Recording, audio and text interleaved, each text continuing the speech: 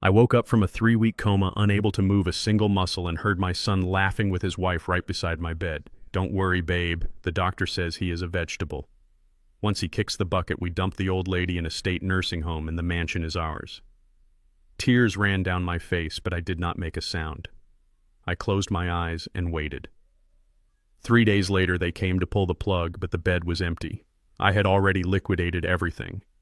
Abandoned by the wolves I raised, I took my wife and vanished, leaving them nothing but a mountain of debt and a shocking video message playing on the hospital TV.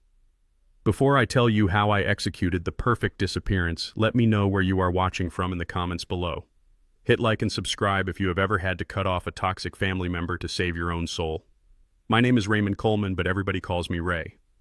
I am 73 years old, and for 40 years I was a structural engineer. I built bridges that span the widest rivers in Virginia, and I laid the foundations for skyscrapers that touch the clouds. I know everything there is to know about stress loads and fracture points. I know that if you put too much weight on a beam that has a hidden crack, it does not just bend, it snaps. But lying in that hospital bed in the intensive care unit, I realized that the biggest crack in my foundation was not in the concrete I poured, but in the bloodline I created. Darkness. That is all I remember for a long time. It was a heavy, suffocating darkness, like being buried under 10 feet of wet cement. Then there was a sound, a rhythmic beeping. Beep, beep, beep. It was annoying and persistent. I tried to lift my hand to turn off the alarm, but my hand did not move. I tried to open my eyes, but my eyelids felt like they were welded shut. Panic started to rise in my chest. I tried to scream. I tried to shout for my wife Clara, but no sound came out. My throat was full of tubes. My body was a stone statue, and I was trapped inside it. Locked-in syndrome. That is what they call it. Your brain wakes up, but your body stays asleep. You can hear, you can feel, you can see if your eyes happen to open, but you cannot move. You are a ghost haunting your own skin. I heard the hiss of the pneumatic door opening. I waited for the smell of Clara's lavender perfume. She always wore lavender. It was the scent of home, but instead I smelled something sharp and chemical. Expensive designer perfume mixed with the stale odor of cigarette smoke. "It smells like death in here," a female voice said. It was sharp and nasally. I knew that voice. It belonged to Paige, my daughter-in-law. She was a woman who called herself a life coach, but the only life she was interested in coaching was one financed by my bank account. "Lower your voice," Paige, a male voice, replied. It was Julian. My son, my only child. The boy I had taught to throw a baseball. The man whose college tuition I had paid for by working double shifts on construction sites in the freezing rain. "He cannot hear us," Julian said. "Look at him. He is out cold. The machines are the only thing keeping him going." I felt a hand touch my arm. It was not a gentle touch. It was a prod, like someone checking a melon at the grocery store to see if it was rotten. "He looks terrible," Paige said. "How long is this going to take, Julian? We have been waiting for 3 weeks. The open house for that penthouse in Arlington is on Sunday. We need the deposit money." I felt a surge of rage so hot it almost burned through the paralysis. I was lying there fighting for my life, and they were talking about real estate. They were talking about spending my money before my body was even cold. I focused all my energy on my eyes. "Open," I commanded. "Open, damn it." Slowly, agonizingly, my eyelids fluttered. The harsh, fluorescent light of the hospital room flooded in, blinding me for a second. When my vision cleared, I saw them. Julian was wearing a suit that was too tight for him, checking his watch with an impatient scowl.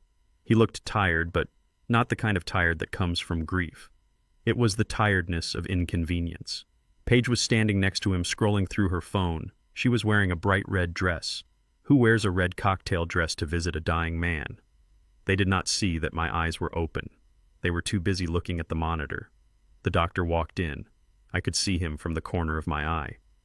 Dr. Evans, a good man. He checked my vitals. "Any change?" Dr. Julian asked.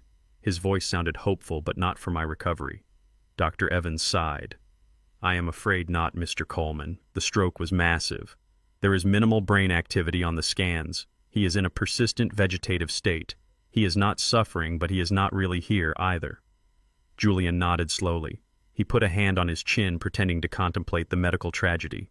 "So, what are the options?" he asked. "We can keep him on life support," Dr. Evans said, "but the quality of life is non-existent. Or if you decide that it is time, We can remove the tubes and let nature take its course. I wanted to scream. I wanted to sit up and grab Julian by the lapels of his expensive jacket.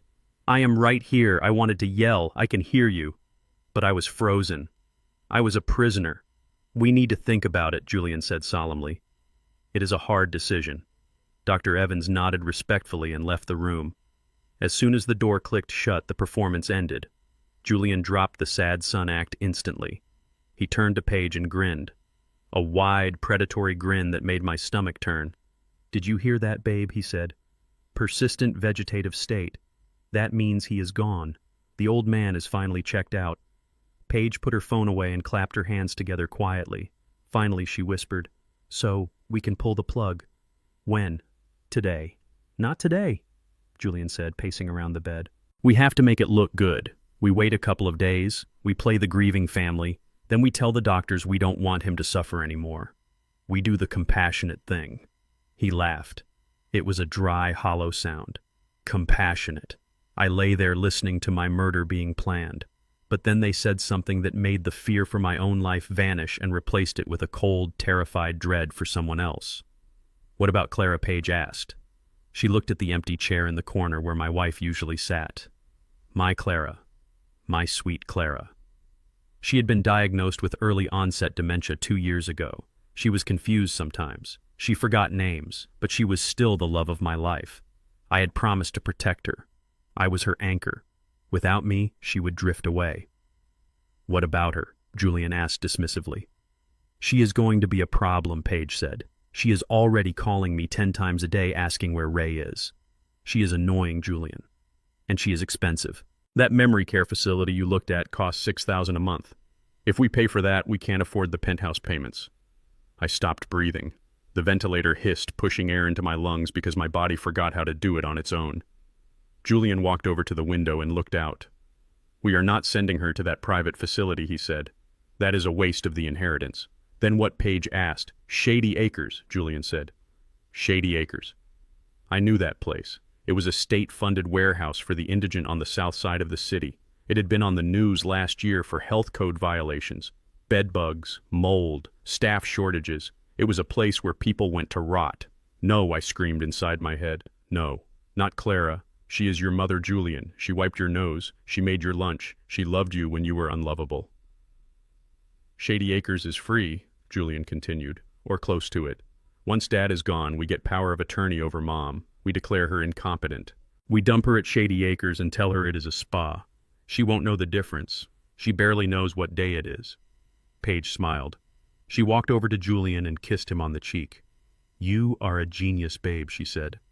"So the house, the accounts, the life insurance, it is all ours." "All ours," Julian said. "All we have to do is wait for his heart to stop." They walked back to my bedside. They stood over me, looking down like 2 vultures inspecting a carcass. Julian leaned in close. He smelled of scotch. He had been drinking. At 10 in the morning. "Goodbye, Dad," he whispered. "Thanks for the money. Sorry you won't be around to see us enjoy it." He patted my cheek. It was a condescending tap. That was the moment something broke inside me. It wasn't a bone. It was the dam holding back 50 years of love and forgiveness. I had excused Julian's behavior for decades. I had bailed him out of debt. I had bought him cars. I had blamed myself for his failures, thinking I worked too much. But this was evil. I focused every ounce of willpower I had left. I screamed silently at my own body. "Move! Do something! Show them you are not dead!" I felt a twitch. A tiny spark of electricity in my left eye. A single tear, hot and heavy, rolled out of the corner of my eye. It slid down my temple and pooled in my ear.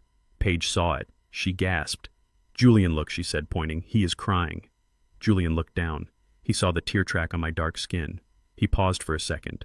For a brief heartbeat, I saw a flash of fear in his eyes. He leaned closer, peering into my pupils. "Can he hear us?" Paige asked, her voice trembling slightly. Julian stared at me. I tried to blink. I tried to glare at him with all the fury of a father scorned. But my eyes remained fixed, staring at the ceiling tiles. Julian straightened up. He reached into his pocket and pulled out a handkerchief. He wiped the tear from my face. He wiped it away like it was a smudge of dirt on a shoe. "No," he said coldly. "It is just a reflex. The nerves are firing off as the brain shuts down, like a chicken running around with its head cut off. He crumpled the handkerchief and shoved it back in his pocket. He is gone, Paige. There is nobody in there. It is just meat and electricity. He grabbed her hand. Come on, let's go get some lunch. I am starving. All this waiting is making me hungry. They turned and walked out of the room. I heard Paige giggling as they walked down the hallway. The door hissed shut. I was alone again with the beep, beep, beep of the monitor. But I wasn't the same man I was 10 minutes ago. Ray Coleman, the bridge builder, was dead. Ray Coleman, the Avenger, was born. Just a reflex. That is what he called my grief. Just meat and electricity. I lay there in the silence and I made a vow. I swore on the Bible my mother gave me that I would not die in this bed. I would not let them touch a hair on Clara's head. I would wake up. I would walk out of here. And I would bring the whole world crashing down on top of them. I am a structural engineer. I know how to build things up, but I also know exactly where to place the dynamite to bring them down. Julian thought I was a vegetable. He was about to find out that I was the one thing he never expected. I was the demolition man, and the countdown had just begun. The silence in a hospital room is never truly silent. It is a symphony of mechanical noises that remind you that you are alive only because a machine says so. Beep, beep, whoosh. Beep, beep, whoosh. For hours after Julian and Paige left, I lay there listening to that rhythm and letting the rage boil in my blood. They say anger is a poison, but in that moment, anger was the fuel I needed. It was the electricity jump starting a battery that had died. Julian thought I was just meat and electricity. He was right about the electricity. But he forgot that electricity can start a fire. I focused all my attention on my right hand. It felt heavy, like it was made of lead and encased in concrete. I visualized the nerves running from my brain down my spine through my shoulder and into my fingertips. I am an engineer. I know how to trace a line. I know how to find the break in the circuit. I pushed with my mind. I screamed internally, move, just move 1 inch. And then it happened. My index finger twitched. It was tiny, a movement so small that if you blinked you would miss it. But to me it felt like I had just lifted a skyscraper. I did it again. Twitch. Then I tried the middle finger. Twitch. The connection was there. The bridge was not collapsed, it was just damaged. I could rebuild it. My first instinct was to thrash, to ring the nurse call button, to summon Dr. Evans and tell him that I was in here, that I was awake, and that my son was planning a murder. I wanted to roar, but then I stopped. I remembered Julian's voice. We wait a couple of days. We play the grieving family. If I woke up now, what would happen? Julian would put on his mask. He would pretend to be the relieved son. He would cry tears of joy. And then he would take me home. He would have power of attorney over my recovery. He would control who visited me. He would control my medication. He could crush pills into my soup just as easily at home as he could in a hospital. Maybe easier. No. Waking up was dangerous. Staying asleep was power. As long as they thought I was a vegetable, they would be careless. They would talk. They would plan. And I would be the spy behind enemy lines, gathering the ammunition I needed to destroy them. So I made the hardest decision of my life. I decided to remain a statue. I relaxed my finger. I let my face go slack. I slowed my breathing to match the rhythm of the ventilator. I became the actor in a play where the audience wants me dead. The door opened again about an hour later. I braced myself for the smell of stale cigarettes and expensive perfume. I braced myself for another round of cruelty from Paige. But this time the air shifted. A soft scent drifted over me, lavender and old paper. It was a smell that had comforted me for 45 years. Clara. I heard the shuffle of her orthopedic shoes on the linoleum floor. She walked slowly. I could hear her breathing a little heavy. My poor Clara. She was 70 years old, and her mind was like a library where the books were constantly being rearranged by a mischievous ghost. Some days she was sharp as a tack. Other days she thought we were still living in our first apartment in 1980. I felt the mattress dip as she sat down in the chair right next to my head. I waited for her to speak.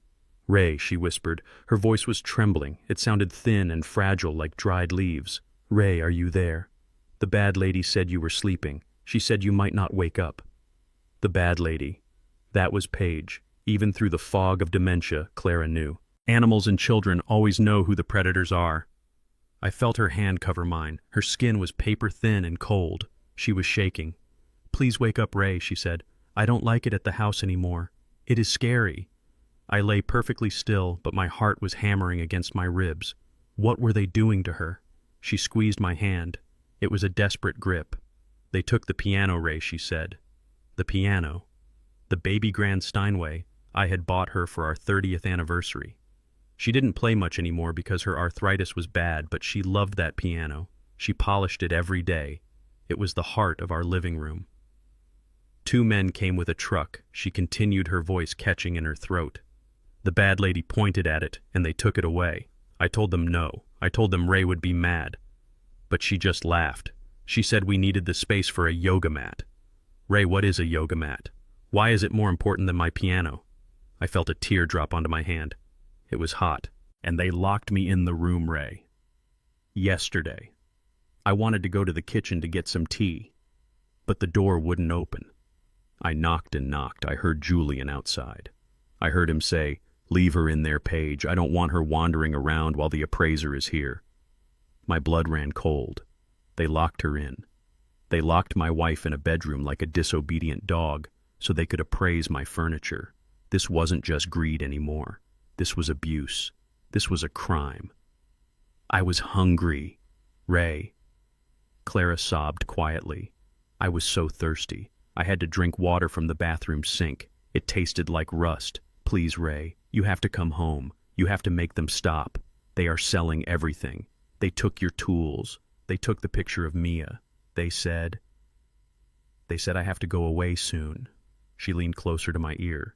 They said I am going to a place called Shady Acres.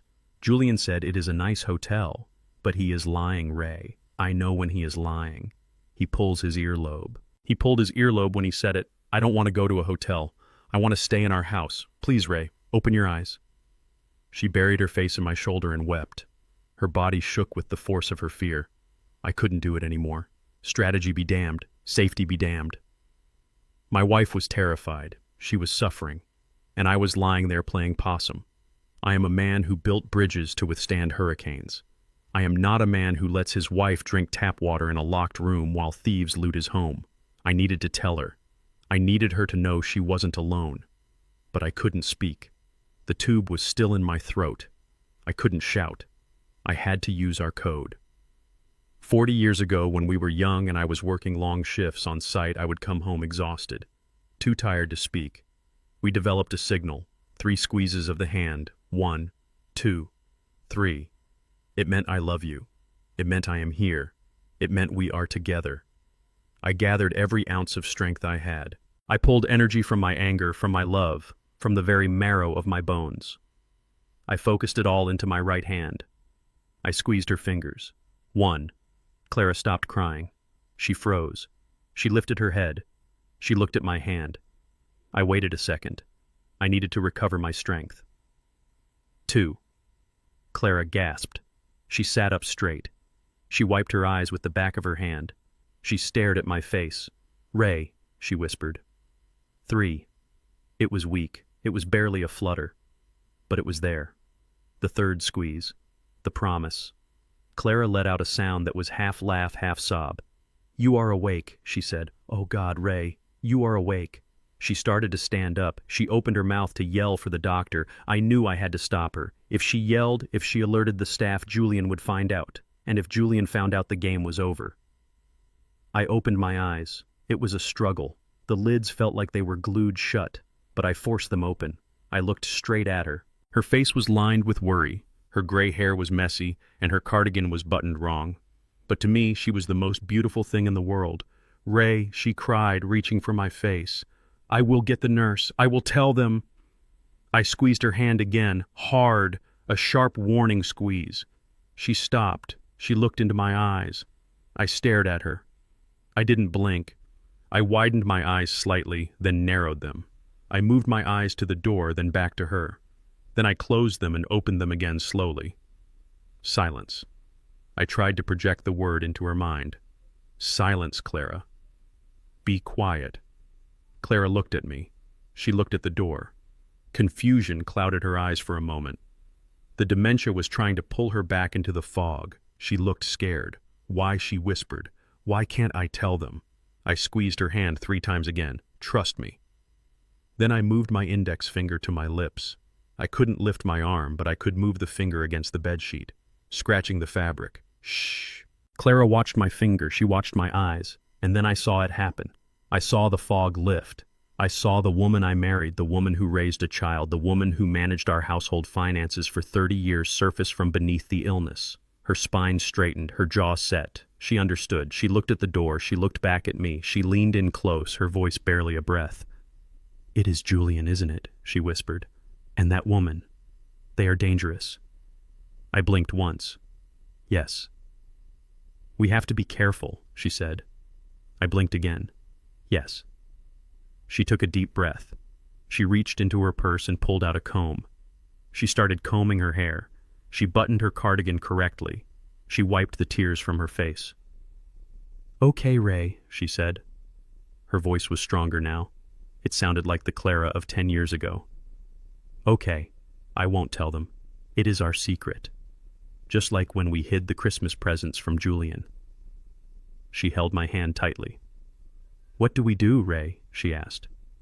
I couldn't answer, but I could look at her with all the love and determination I felt. I looked at her purse. I looked at her phone, which was sticking out of the pocket. She followed my gaze. "You need help," she said. I blinked. You need Solomon," she guessed. "Solomon was our lawyer, my old friend, the only man I trusted with my life besides her." I blinked 3 times fast. "Yes, yes, yes." Clara nodded. A fierce determination lit up her eyes. "I will call him," she said. "I have to be sneaky." Paige took my cell phone, but I hid an old one in my knitting bag. "She thinks I am stupid, Ray. She thinks I am just a crazy old lady." She smoothed the blanket over my chest. "I will show her crazy," she whispered. She kissed my forehead. Her lips were warm. "You rest, Ray," she said. "You get strong. Don't you dare move a muscle when they come back. You play dead. I will play the fool, and we will catch them." She stood up. She looked at the door one last time, then back at me. "I love you too," she said. She squeezed my hand 3 times. 1, 2, 3. Then she shuffled toward the door. As she reached for the handle, she hunched her shoulders. She messed up her hair a little bit. She let her face go slack and confused. She transformed herself back into the fragile, senile woman the world expected to see. She opened the door, and I heard her voice drift into the hallway, loud and wavering. "Nurse, nurse, where's the bathroom? I think I am lost again." I closed my eyes. Darkness returned. But it wasn't the scary darkness anymore. It was the darkness of a bunker before the counterattack. I wasn't alone. I had an ally. And not just any ally. I had Clara. They thought her mind was broken, but they forgot that the heart remembers what the mind forgets. They had made the mistake of threatening her nest, and a mother bird, even an old one, will fight to the death to protect her own. I lay there listening to the beep, beep, beep of the monitor. It didn't sound like a countdown to death anymore. It sounded like a ticking bomb, and Julian was sitting right on top of it. The devil wears Prada, but in my case he wore a Brooks Brothers suit and carried a leather briefcase that cost more than my first car. 2 hours after Clara left the room, the door opened again. It was Julian, but this time he brought backup. The man with him looked like a shark that had learned to walk upright. He had slicked back gray hair and eyes that assessed the value of everything they touched, including me. "This is Mr. Thorne," Julian said, closing the door. "He is the family attorney. Well, my attorney." Mr. Thorne walked up to the bed. He did not say hello. He did not check the chart. He leaned over and waved a hand in front of my face like he was checking to see if a lamp was plugged in. "Completely unresponsive," Thorne said. His voice was dry like sandpaper rubbing against stone. "Totally," Julian said. "The doctors say the lights are on, but nobody is home. It is a tragedy, really." Thorne opened his briefcase on the rolling table that was supposed to hold my lunch. He pulled out a stack of documents thick enough to choke a horse. "It is a tragedy for him," Thorne said, flipping through the pages. "But an opportunity for you, since he is incapacitated and your mother is, well, let's call it mentally compromised. We can file for emergency guardianship ex parte. That means we don't need a hearing. We just need the doctor's affidavit, which we have, and a judge's signature." Julian picked up a document. His hands were shaking slightly, not from grief, but from excitement. "And this gives me control of everything," he asked. "Everything," Thorne confirmed. the bank accounts, the investment portfolio, the real estate, and most importantly, the medical decisions. Once the judge signs this tomorrow morning, you become the legal decision maker for Raymond Coleman. You can decide where he lives, what treatment he gets, and when to stop that treatment. When to stop. They were talking about killing me legally. Julian smiled. It was a tight, nervous smile. And Mom, he asked. You become her guardian too, Thorne said. You can admit her to any facility you deem appropriate for her safety. If Shady Acres is the most cost-effective option, that is your call to make. Shady Acres. The death camp. I lay there listening to the scratching of a pen on paper. Julian was signing the petition. He was signing away my life and my wife's freedom. Every scratch of the pen felt like a knife cutting into my skin. I wanted to roar. I wanted to sit up and strangle them both with my bare hands. But I remembered Clara's face. I remembered the plan. Play dead. Excellent, Thorne said, snapping the briefcase shut. I will file this first thing in the morning. By 10 o'clock tomorrow, you will be the king of the castle, Julian. They left the room laughing about a golf game they were planning for the weekend. I was alone again. But now I had a deadline. 10 o'clock tomorrow. That was when the hammer would drop. I had less than 12 hours to save 50 years of building a life. I stared at the clock on the wall. The second hand moved with agonizing slowness. Tick, tick, tick. Around 7 in the evening, the shift changed. The nurses who smelled like smoke and indifference left. And then the door opened and an angel walked in. She wasn't wearing wings. She was wearing blue scrubs and comfortable sneakers. She was a big woman with skin the color of mahogany and hands that looked like they had held up the world a few times. Hattie. I recognized her instantly. Hattie had been a nurse at this hospital for 30 years, but more importantly, she was a member of my church. I had fixed her roof for free after a hurricane 10 years ago. She had brought a sweet potato pie to my house every Christmas since. She walked in humming a gospel tune, His Eye is on the Sparrow. She checked the monitors. She adjusted my pillow. Her touch was gentle. It was the touch of someone who saw a human being, not a vegetable. Well, Mr. Ray, she said softly. You got yourself in a mess, didn't you? She dipped a sponge in water and dabbed my dry lips. Don't you worry, she said. I am going to take good care of you tonight. I remember when you fixed my roof. You didn't charge me a dime. You said neighbors look out for neighbors, Hattie. I never forgot that. She turned to check the IV bag. Her back was to me. This was it, the Hail Mary pass. I knew Hattie. I knew she was a woman of God. But I also knew she was no fool. She knew a snake when she saw one. If I could just reach her. I summoned the energy again. The bridge I had rebuilt in my mind earlier was stronger now. I pushed the signal down my arm. I reached out and grabbed the edge of her scrub top. It was a weak grip, just a tug. But Hattie stopped humming. She froze. She turned around slowly. She looked at my hand, clutching her shirt. Mr. Ray, she whispered. I opened my eyes. Hattie gasped. She dropped the sponge. Lord have mercy, she said. You are awake. She reached for the call button. Doctor, I need a... I pulled her shirt again. Harder this time. I shook my head. A tiny movement side to side. No. Hattie stopped. She looked at my face. She saw the terror in my eyes. She saw the urgency.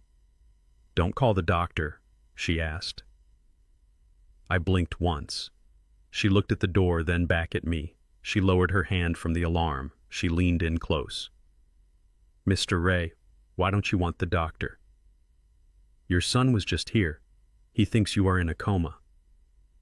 I tried to speak. My throat was dry and the tube was gone, but my voice was a rusty gate that hadn't been opened in weeks. I made a croaking sound. Pen. I rasped. Hattie's eyes went wide. She understood. She reached into her pocket and pulled out a pen. She grabbed the clipboard from the end of the bed and flipped it over to the blank side. Here, she said, putting the pen in my hand. My fingers felt like sausages. I couldn't grip it properly. It slipped. I tried again. I clamped my fist around it like a child holding a crayon. Hattie held the clipboard steady. I wrote. The letters were jagged and ugly. They looked like lightning strikes. H-E-L-P. Hattie read it out loud. Help. I took a breath. I wrote again. S-O-N-T-R-Y-I-N-G Tokillme. Hattie put a hand over her mouth. Jesus save us, she whispered. I wasn't done. I had to tell her the most important part. Saveclara. I dropped the pen. My hand fell to the mattress exhausted. I looked up at Hattie. I pleaded with her with my eyes. I needed her to believe me. I needed her to choose a side. Hattie looked at the paper. Then she looked at me. She saw the fear. She saw the truth. She remembered the roof. She remembered the man I was. She walked to the door and locked it. Click. She came back to the bed. Her face was grim. I knew there was something wrong with that boy, she said. He walked in here looking at his watch like he was waiting for a bus, not watching his father die. And that wife of his. She shook her head. What do you need me to do, Mr. Ray? I pointed to her pocket. To her cell phone. Phone, I whispered. Solomon Weiss. My lawyer. The only man who could stop a legal steamroller. Hattie knew him. Everyone in the neighborhood knew Solomon. He was the kind of lawyer who worked out of a strip mall but could outsmart the fancy firms downtown. Hattie pulled out her phone. I have his number, she said. He did my will last year. She dialed. She put it on speakerphone and held it to my ear. It rang 4 times. Hello, a gruff voice answered. Hattie, is everything okay? It is 10 o'clock at night. Solomon, I croaked. There was silence on the other end. Then a sharp intake of breath. Ray, is that Ray Coleman? It is me, Solomon. But they told me you were gone. Ray, Julian called me 3 days ago. He said you were a vegetable. He asked for the copies of the trust. Lies, I said. Every word cost me energy, but I pushed them out. Julian, trying to bury me. Tomorrow morning, guardianship. He is taking everything. Clara, Shady Acres. I heard the sound of a chair scraping against a floor. Solomon had stood up. The son of a bitch, Solomon muttered. I knew he was slippery, but I didn't think he was a monster. Ray, listen to me. If he gets that guardianship tomorrow, we are in trouble. Unwinding it takes months. We don't have months. I know, I said. Need out. Tonight. Tonight, Solomon asked. Ray, you are in the ICU. You can't just walk out. I looked at Hattie. She nodded. I can get him to the loading dock, she said into the phone. Shift changes at midnight. Security is light. But I need a vehicle, an ambulance. We can't put him in a taxi. I can handle that, Solomon said. His voice was crisp now, fully in lawyer mode. I have a client who runs a private transport service, no questions asked. But Ray, where are we going? We can't go to your house. Julian has keys. Not the house I said. The safe house. Solomon paused. The beach condo. No, I said. Too obvious. The cabin. West Virginia. Nobody knew about the cabin. Not Julian. Not Paige. I had bought it 5 years ago under a shell company as a surprise for Clara's 75th birthday. It was off the grid. Solar power. Well, water. It was a fortress disguised as a log home. Smart, Solomon said. Very smart. Okay. Listen to me, Hattie. This is not medical advice. This is a jailbreak. If you get caught, you lose your license. I don't care about a license, Hattie said, fixing her cap. I care about what is right, and I am not letting that boy kill this man. Good woman, Solomon said. Okay, midnight. The service entrance. Look for a white van with Miller Medical Transport on the side. The driver's name is Sal, and Ray Solomon added, his voice softening. Hang in there, you stubborn old mule. We are coming for you. The line went dead. Hattie put the phone away. She looked at me. You heard the man, she said. We have 2 hours. We need to get these tubes out. We need to get you dressed. And Mr. Ray. She smiled a sad, knowing smile. You are going to have to act like you are dead one last time. Because to get you out of here, I have to put you on a gurney under a sheet. We are going to the morgue exit. I nodded. Do it, I whispered. She went to work. She moved with efficiency and grace. She disconnected the monitors but left the wires tangled so it looked like a malfunction. She removed the IV. It stung, but I didn't flinch. She found my clothes in the closet where Paige had shoved them in a plastic bag. My work boots, my flannel shirt. As she dressed me, lifting my heavy limbs like I was a doll, she talked to me. You know, Mr. Ray, she said. My mama always said that you can't bury a good man because the earth will spit him back up. Julian dug a grave for you. But he forgot to check if you were actually dead. She buttoned my shirt. Now let's go get your wife, she said. My heart leaped. Clara, we can't leave her, Hattie continued. If we leave her, he will use her as bait. We have to swing by the house. It is risky, but we have no choice. The house, the lion's den. I looked at Hattie and nodded. She was right. We leave no man behind, especially not the woman who held my hand when I had nothing. Hattie pulled a sheet over my face. The world went white. Hold your breath when we pass the security desk, she whispered. I felt the gurney start to move. The wheels rattled on the floor. I was moving. I was escaping. I was coming for you, Julian, and I was bringing hell with me. The needle coming out of my arm felt like a bee sting, but the freedom felt like a sledgehammer breaking a chain. I sat up on the edge of the hospital bed and the room spun. My head felt like it was floating 3 feet above my neck, and my legs were 2 columns of wet sand. 3 weeks in a coma does things to a man. It eats your muscle. It steals your balance. But it cannot touch your will. Not if you are built the way I am built. Hattie stood by the door keeping watch. She turned back and saw me swaying. She rushed over her rubber-soled shoes silent on the linoleum. Easy, Mr. Ray, she whispered, gripping my elbow with a hand that felt as strong as a vice grip. You take your time. Gravity is a mean thing when you haven't fought it in a while. I took a deep breath. The air smelled of antiseptic and danger. We don't have time, Hattie, I rasped. My voice sounded like gravel grinding in a mixer. I slid my feet into my work boots. They felt heavy, strange, like I was wearing concrete blocks. But as soon as I tied the laces, as soon as I felt the leather tighten around my ankles, I felt a surge of power. These were the boots I wore to pour the foundation of the First National Bank. These were the boots I wore when I rebuilt the bridge over the Potomac.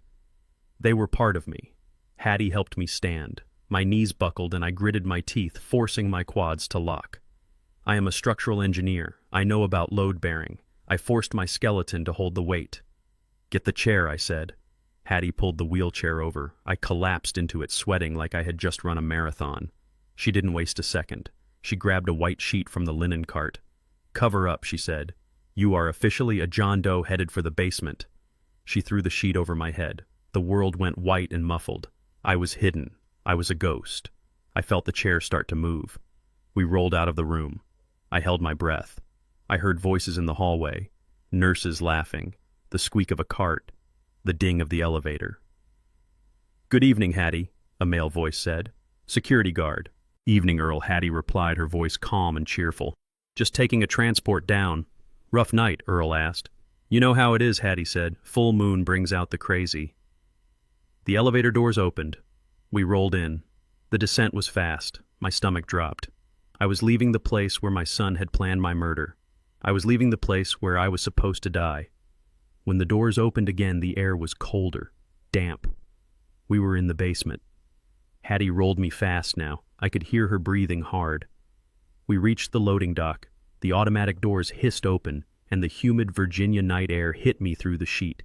It smelled of exhaust and rain. Hattie pulled the sheet off. There, she said, pointing to a white van idling by the dumpster. A man jumped out of the driver's seat. He was short, thick-set, and looked like he had been in a few bar fights.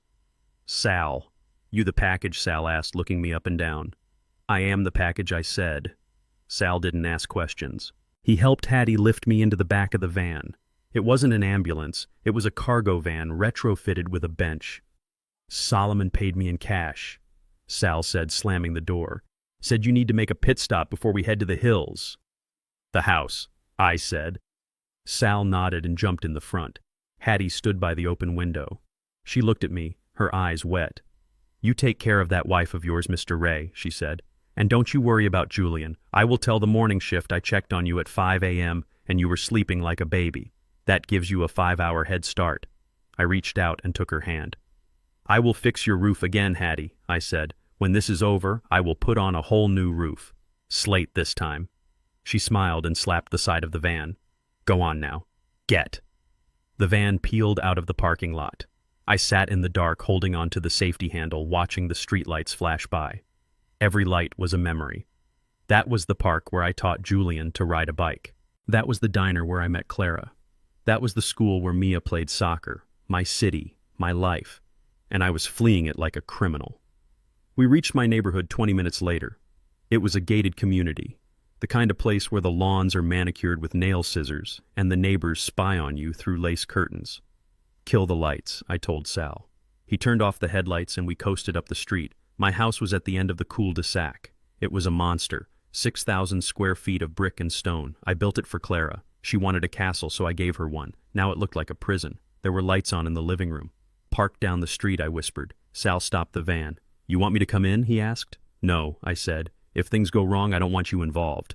"Wait here. If I am not back in 20 minutes, you leave." I opened the door and stepped out. My legs were shaking, but the adrenaline was pumping now. I moved through the shadows of the neighbors' hedges. I knew every inch of this property. I knew which sprinkler head stuck up too high. I knew where the loose stones were on the path.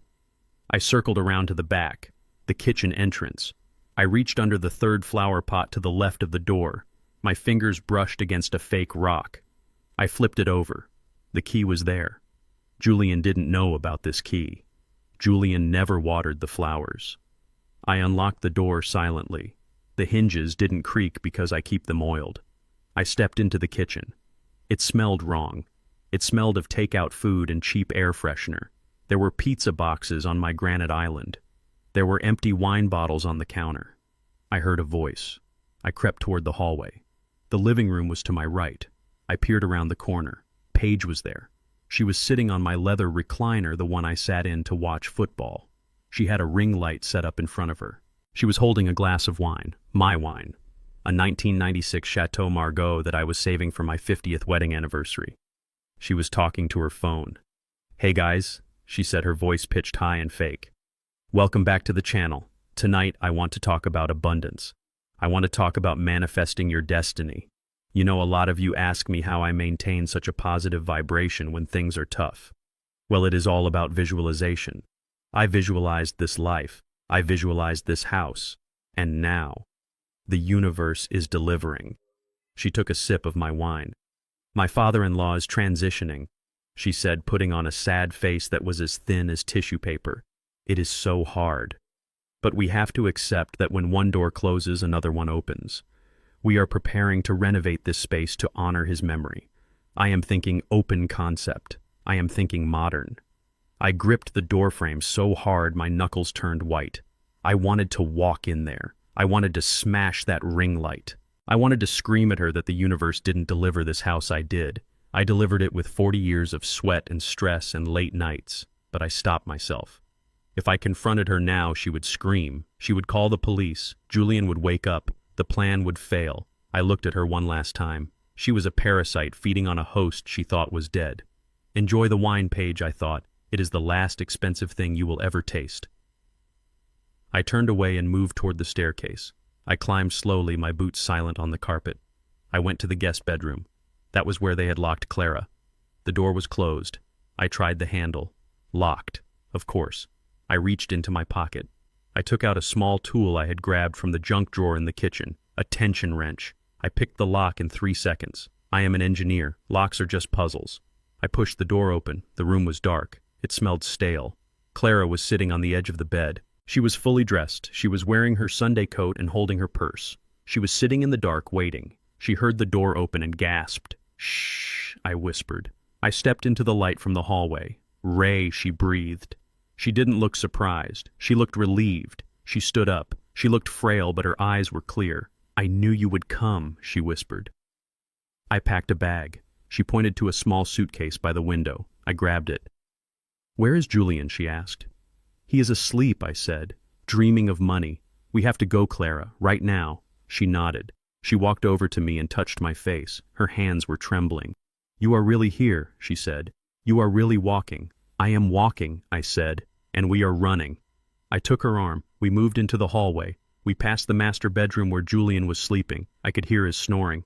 It was a wet, arrogant sound. I stopped for a second. I looked at his door. Part of me wanted to wake him up. Part of me wanted to look him in the eye and tell him he was disowned. But that was pride. And pride comes before a fall. I turned away. We went down the back stairs. We passed the kitchen. Paige was still talking to her phone. "We are thinking of putting a pool in," she was saying. a big infinity pool. I guided Clara out the back door. I locked it behind me. I put the key back under the rock. Why? Clara asked as we walked through the wet grass. Because I want him to wonder, I said. I want him to think the house swallowed us. We reached the street. Sal saw us and flashed the lights once. He slid the side door open. I helped Clara in. She sat on the bench and smoothed her coat. She looked like she was going to church, not fleeing a kidnapping. I climbed in after her. My legs finally gave out and I slumped against the wall of the van. I was exhausted. My chest hurt. My head was pounding. But I looked at Clara. She reached out and took my hand. She squeezed it 3 times. 1, 2, 3. I squeezed back. "Where are we going, Ray?" she asked as the van started moving. I looked out the back window at the house disappearing into the darkness. "We are going to the mountains, Clara," I said. "We are going to watch the sun come up over a place where nobody knows our names." And then I smiled a grim, determined smile.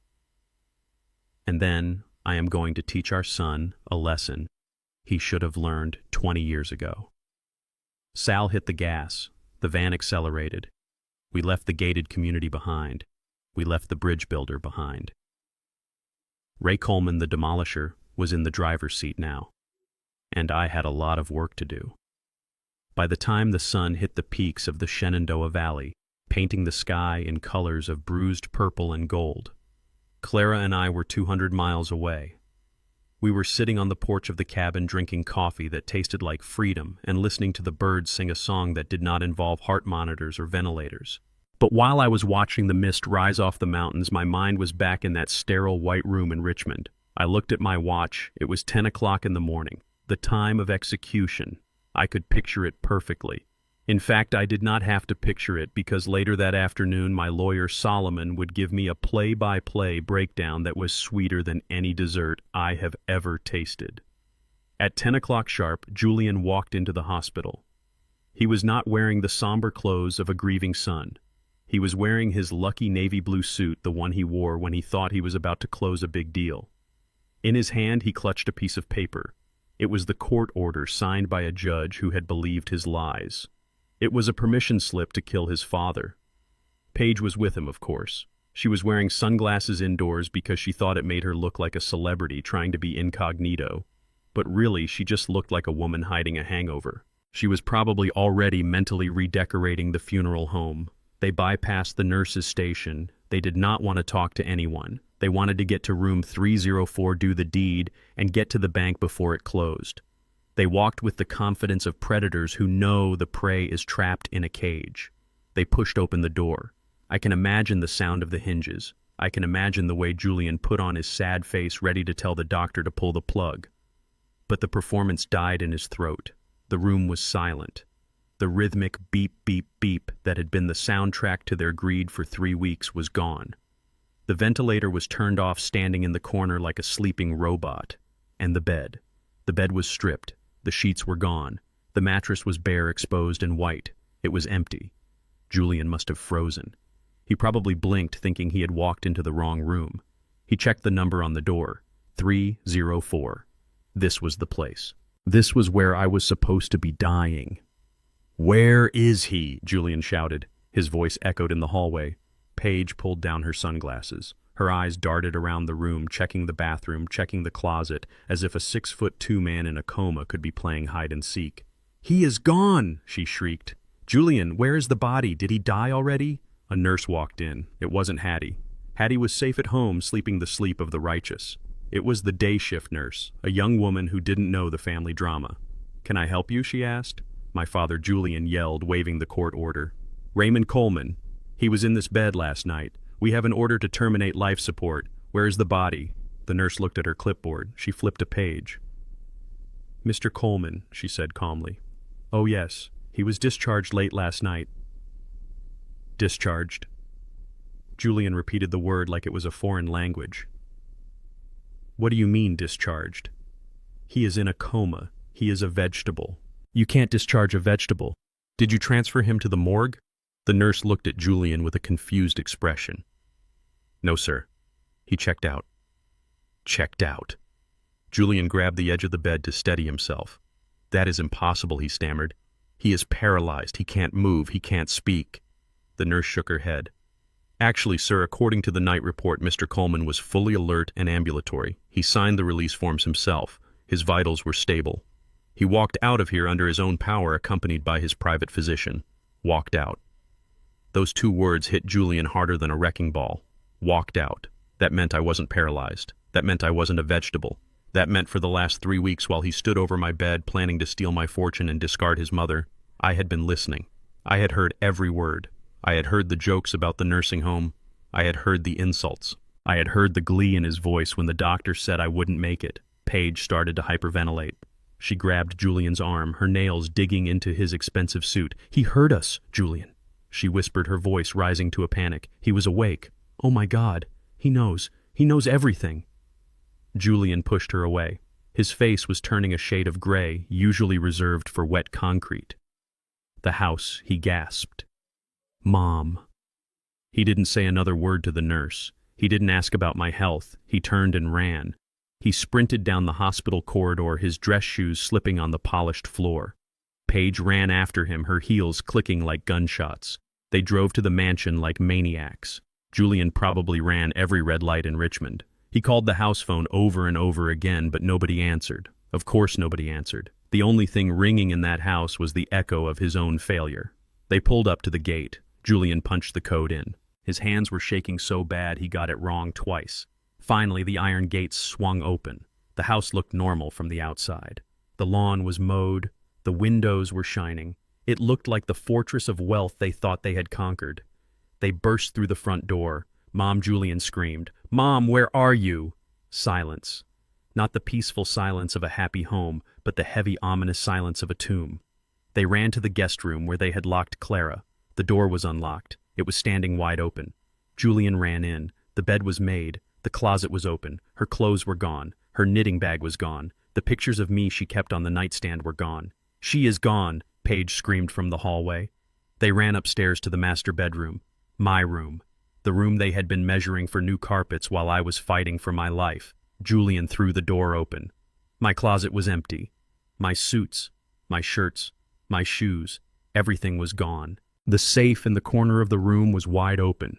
It was empty. The cash, the bonds, the deeds, everything I kept in there was gone. They ran back downstairs to the living room. They stood in the center of the vast open space, breathing hard, sweating, looking around at the shell of a life they had tried to steal. And then they saw it. In the middle of the living room floor, sitting on the expensive Persian rug that Paige hated, was my old wheelchair, the one I used years ago when I broke my leg on a job site. It was dusty. It was rusty.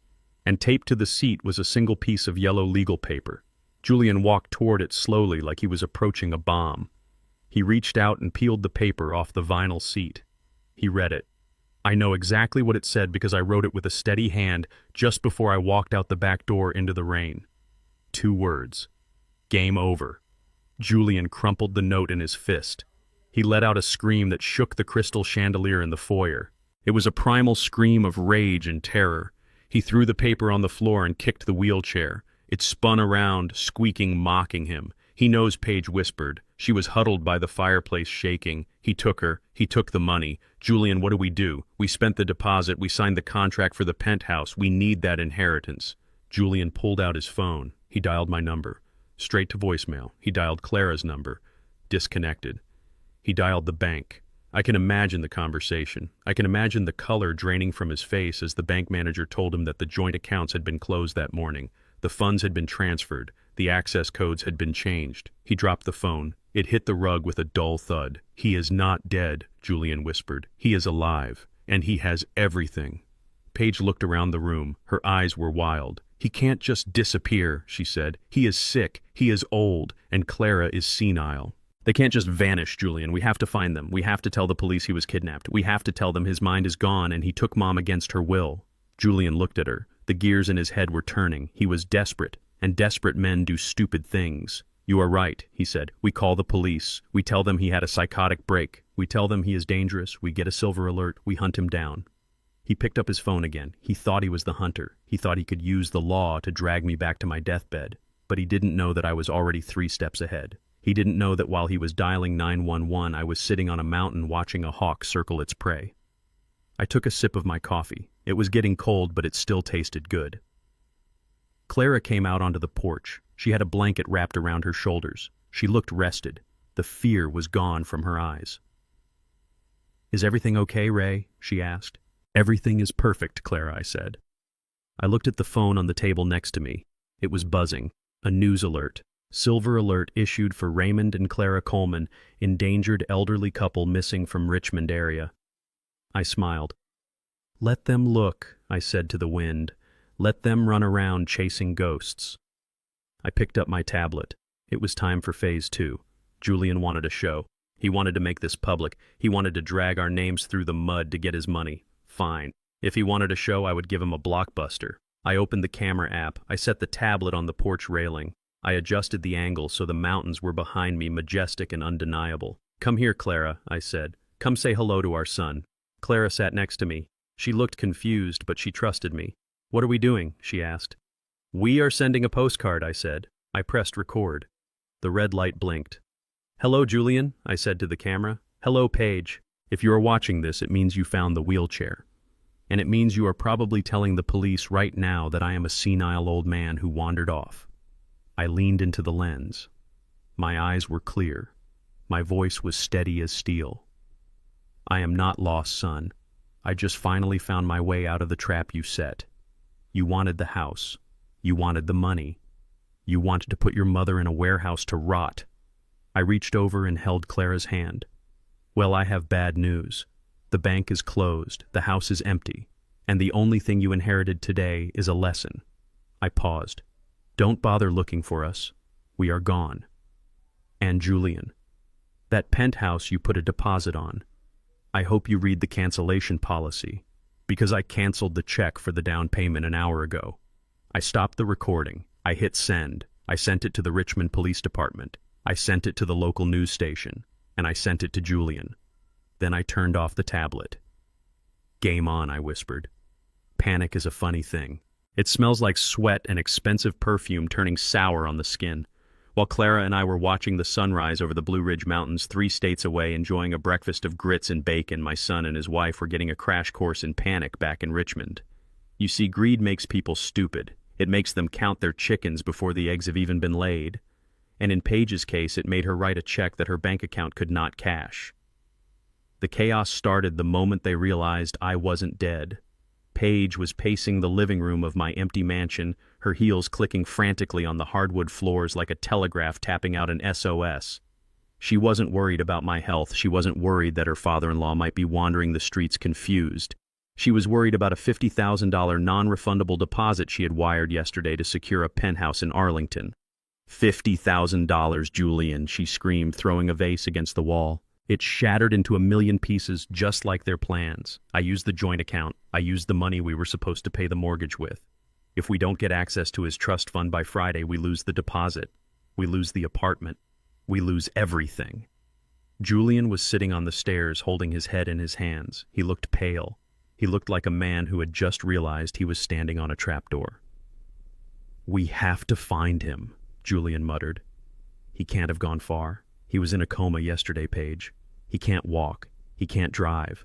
Mom must have taken him. She's confused. She probably wheeled him out to a bus stop thinking they were going on a picnic." He stood up, his eyes lighting up with a desperate idea. "That is it," he said. "It is a kidnapping. Mom is mentally incompetent. She took a vulnerable adult out of medical care without authorization. We call the police. We tell them Dad is in immediate danger. We get a silver alert issued. A silver alert. That is the system they use to find missing senior citizens who have wandered off. It blasts a notification to every cell phone in the state. It puts your face on every highway billboard. It turns the whole world into a search party." They drove to the precinct. Julian put on his best performance yet. He didn't wear a suit this time. He wore a wrinkled t-shirt and jeans, trying to look like a frantic son who hadn't slept.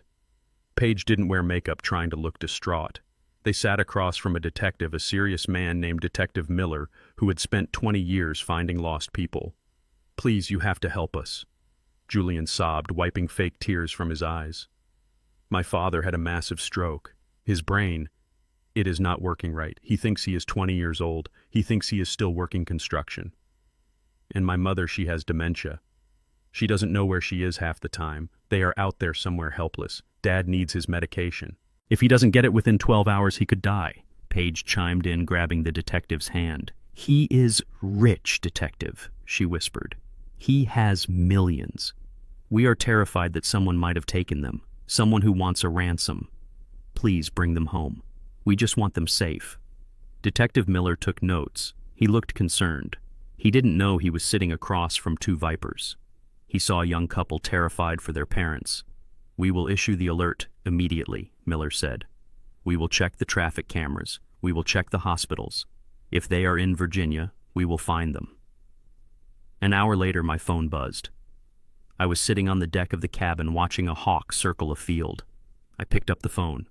A loud, jarring alarm was blaring from the screen. Silver alert, Raymond Coleman, 73, black male. Clara Coleman, 70, black female. Last seen, Richmond, Virginia. Medical emergency. Subjects are confused and disoriented. If seen, call 911 immediately. I looked at the notification.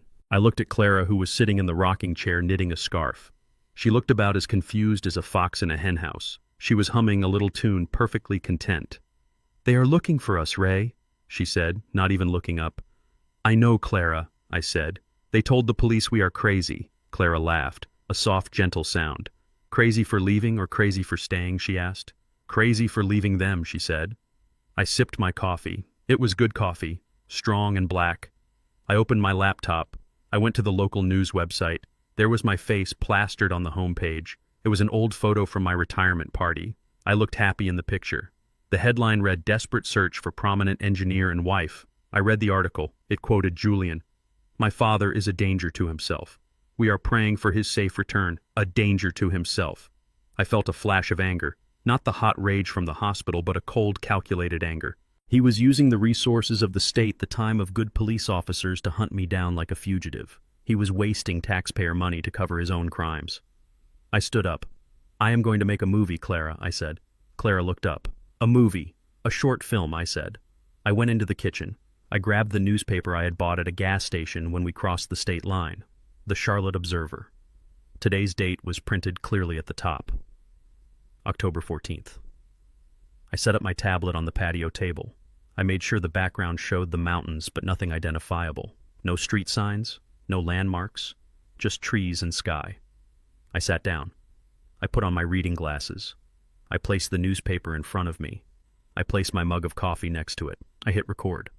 The little red light started blinking. I looked into the lens. I didn't look confused. I didn't look frail. I looked like the man who had ordered tons of steel to be lifted into the sky. My name is Raymond Coleman. I began, my voice deep and steady. I am 73 years old. I am holding a copy of today's Charlotte Observer to prove the date. I held up the paper. I am making this video to address the silver alert that has been issued for me and my wife Clara. I took a sip of coffee. I let the silence hang for a moment. I am not lost. I am not confused. And I am certainly not in need of medical rescue. The only thing I am in need of is peace and quiet. I leaned closer to the camera. My son Julian Coleman reported me missing because he went to my hospital room this morning to pull the plug on my life support and found the bed empty. He reported me missing because he went to my house to sell my furniture and found it locked. He reported me missing because he realized the bank accounts he was planning to drain were already closed. I picked up the newspaper and folded it. I am not a victim of a kidnapping. I am a victim of ungrateful children. My wife Clara is here with me. She is safe. She is happy. And she is not going to any nursing home called Shady Acres. I stared hard into the lens, imagining Julian's face on the other side. To the Richmond Police Department, I apologize for the waste of your time. My son lied to you. He is using you as his personal bloodhounds. Please cancel the alert. We are fine. We are just retired. And to Julian, I paused. A small smile played on my lips. Stop looking for us. You won't find us. And stop looking for the money. You won't find that either. You said I was a vegetable, son. Well, this vegetable just learned how to use online banking. I reached out and stopped the recording. I watched it back. It was perfect. It was calm. It was rational. It was the ultimate rebuttal. I emailed the video file directly to the public information officer at the Richmond Police Precinct. I also CC'd the news station that was running the story. And just for good measure, I sent a copy to Julian's work email. Then I sat back and waited. It didn't take long. Back in Richmond, the atmosphere in the precinct changed instantly. Detective Miller watched the video on his computer monitor. He watched it twice. He saw a man who was clearly articulate, clearly mobile, and clearly furious. He stood up and walked over to where Julian and Paige were sitting huddled together pretending to cry. Mr. Coleman, the detective, said, his voice hard. Julian looked up, hopeful. "Did you find them? Are they okay?" Detective Miller turned his monitor around. "I think you should watch this." Julian watched. Paige watched. As the video played, as my voice filled the room recounting their crimes, I saw in my mind's eye the color drain from their faces. They saw their narrative crumbling. They saw their lies being exposed to the police. When the video ended, Detective Miller crossed his arms. "That doesn't look like a man in a vegetative state, Mr. Coleman. And he doesn't sound confused. He sounds like a man who is tired of your nonsense." Julian stammered. He is faking it. He is having a moment of clarity. It happens. He is still sick. You have to go get him." Detective Miller shook his head. "We don't go get people who don't want to be found, Julian, unless they are a danger to themselves or others. Your father is drinking coffee and reading the paper. The only danger he poses is to your inheritance." The detective picked up his phone. "I am canceling the silver alert, and I suggest you two leave my station before I start asking questions about this filing a false police report." Julian stood up. He was shaking. He looked at the screen where my frozen image was smiling at him. "He can't do this," he whispered. "He can't just take everything." "He just did," Paige hissed, pulling him toward the exit. "Let's go." "They are looking at us." They walked out of the station. The humiliation was total, but the real pain was just beginning. Back at the cabin, my phone buzzed again. "Silver alert canceled. Raymond and Clara Coleman have been located and are safe." I showed the message to Clara. "We are free," I said. Clara smiled and went back to her knitting. "Good," she said. I never liked being the center of attention anyway. I closed my laptop. The police were off my back. But now Julian was desperate. And a desperate man is a dangerous man. He would try something else. He would try to get the money another way. But I was ready. I had built bridges over rushing water. I knew how to divert the flow. I picked up my phone and dialed my broker. "Hello, Ray," he answered. "It is time to sell," I said. "Sell what, Ray?" "Everything," I said. "The stocks, the bonds, the investment properties. Turn it all into liquid cash." "But Ray, the tax implications." "Do it," I said. "And send the proceeds to the offshore trust we set up." I hung up. I looked at the mountains. Julian wanted a war. I was about to give him a scorched earth campaign. There is a specific sound that a man makes when his financial throat is cut. It is not a scream. It is not a cry for help. It is a sharp intake of breath followed by the frantic clicking of a mouse and the desperate tapping of a keyboard. 300 miles away in my cabin, I could not hear Julian making that sound, but I could feel it. I knew exactly what he was doing, because I knew exactly what time his debts were due. Julian was not just living beyond his means, he was living in a fantasy world funded by high-interest loans and leverage. He had leveraged his future inheritance to pay for his present mistakes. He had borrowed money from people who do not send late notices in the mail. They send men with baseball bats. And today was the first of the month, the day the sharks came to feed. I sat on my porch with my laptop open, monitoring the server logs of my company, Coleman Structural Engineering. At 9:15 in the morning, the red light on my screen blinked. Someone was trying to access the corporate master account. It was Julian. I knew his IP address. I knew his location. He was sitting in my home office, probably sweating through his shirt, trying to transfer $50,000 to a shell company in the Cayman Islands to pay off his bookie. He entered the password. It was the password I had given him 5 years ago when I made him a junior partner. A symbolic gesture. A test. The screen on his end would have paused for a second. He would have smiled, thinking the money was on its way. Then the message appeared. Access denied. He would have frowned. He would have typed it again carefully, one finger at a time, thinking he made a typo. Access denied. Account frozen. Contact administrator. I watched the attempts pile up. 3, 4, 5. He was panicking. He was realizing that the golden goose hadn't just flown the coop, it had locked the barn door on the way out. What Julian did not know is that on the day I went into the hospital before the coma took me completely, I had a moment of clarity. I called my IT director, a man named Kevin, who I had hired out of college. I told him to install a kill switch. It is a protocol used in high-security engineering firms to prevent corporate espionage. With one command, I could lock every account, every server, and every asset associated with my name. I pressed the Enter key on my laptop. Execute Protocol 0. Instantly, Julian's access didn't just fail. It was erased. His company email was deleted.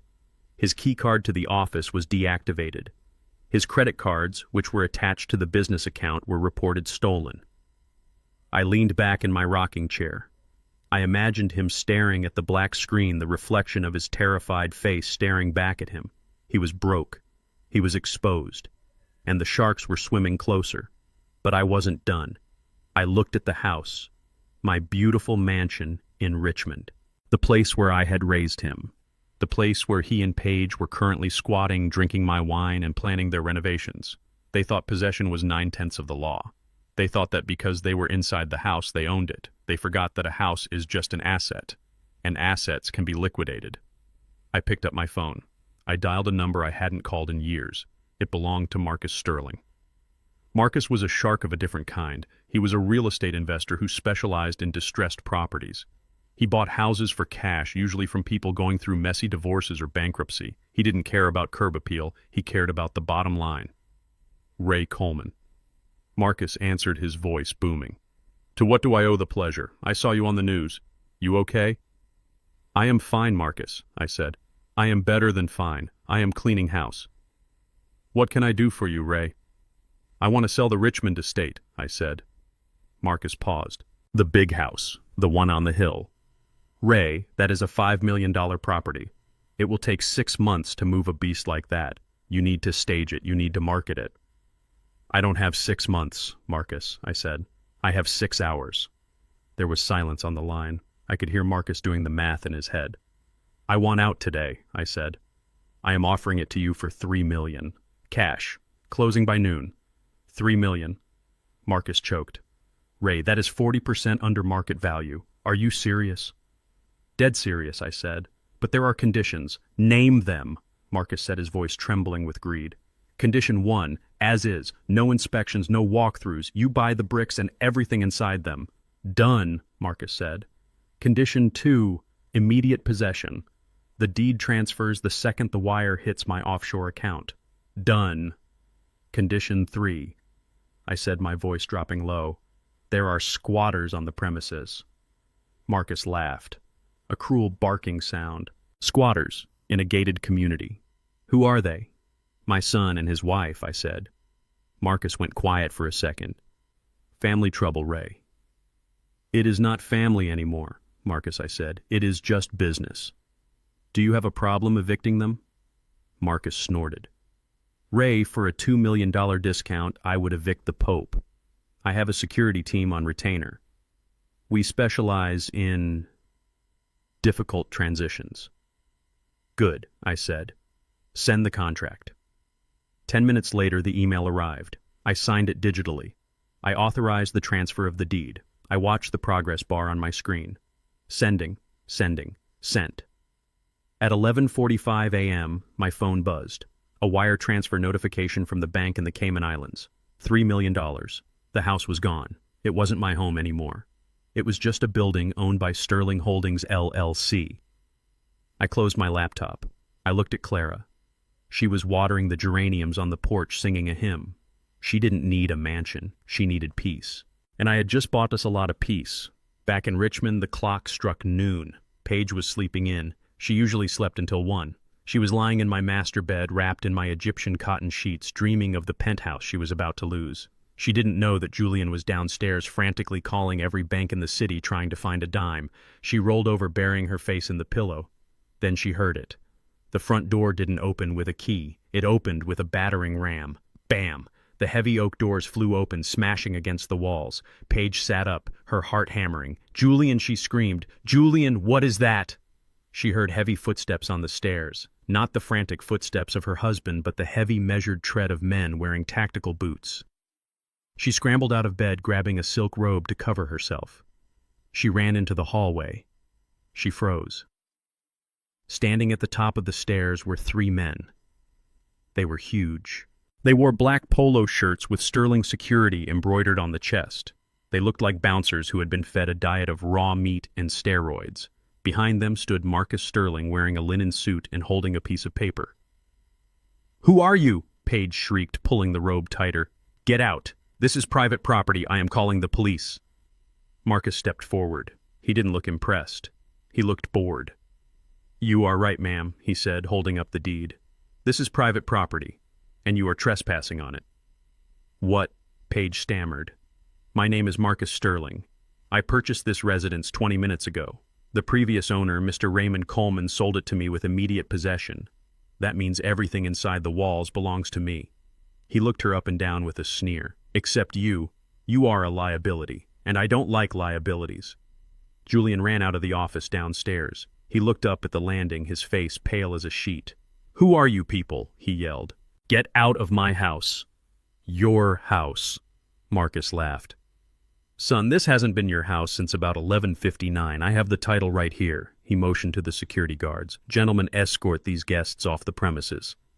The guards moved. They didn't run, they just flowed like a black tide. 2 of them grabbed Julian. He tried to fight, he tried to swing a fist, but they pinned his arms behind his back with practiced ease.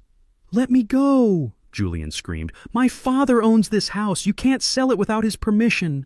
"His permission is right here on the digital signature," Marcus said, waving the tablet. "He gave me a very good deal. Now move!" The 3rd guard walked toward Paige. "I need to get dressed," she screamed, backing into the bedroom. "I need my clothes. I need my jewelry. My bags are in there." The guard blocked the door. "Sorry, ma'am," Marcus called out. The contract was clear. Sold as is. Contents included. Your clothes, your jewelry, your bags. They are part of the inventory now. "You can't do this," Paige shrieked. "I am naked under this robe." The guard grabbed her arm. He wasn't rough, but he wasn't gentle either. He was efficient. "You can keep the robe," the guard said. "Let's go." They dragged them down the stairs. Julian was kicking and shouting threats about lawyers and lawsuits. Paige was crying, mascara running down her cheeks, begging for her Louis Vuitton purse. They didn't listen. They marched them to the front door. They threw them out, literally. Julian stumbled down the front steps and landed on the paved driveway, scraping his hands. Paige was shoved out after him, nearly tripping over her own robe. The security guard stood in the doorway, blocking the entrance. "You have 5 minutes to get off the property," Marcus said, stepping out onto the porch. "After that, I call the police and press charges for criminal trespass. And believe me, the police around here know me better than they know you." Julian stood up, brushing the dirt off his knees. He looked at the house. He looked at the window of the room where he had grown up. He looked at the fortress he thought was his birthright. "Dad," he whispered. He realized then the scope of what I had done. I hadn't just cut him off. I had erased him. I had sold the roof over his head to a stranger just to teach him a lesson. "My car." Paige sobbed, pointing to the garage. "My Mercedes. It is in the garage." Marcus checked his clipboard. "Mercedes-Benz S-Class. Black. Yes, that is listed on the bill of sale as chattel property. It stays." He smiled a shark smile. "Nice car, though. I might keep it for myself." He turned and walked back inside. The heavy doors slammed shut. The sound echoed across the neighborhood. Julian and Paige stood there on the driveway. He in his sweat-stained shirt and she in a silk robe and bare feet. The neighbors were coming out of their houses now.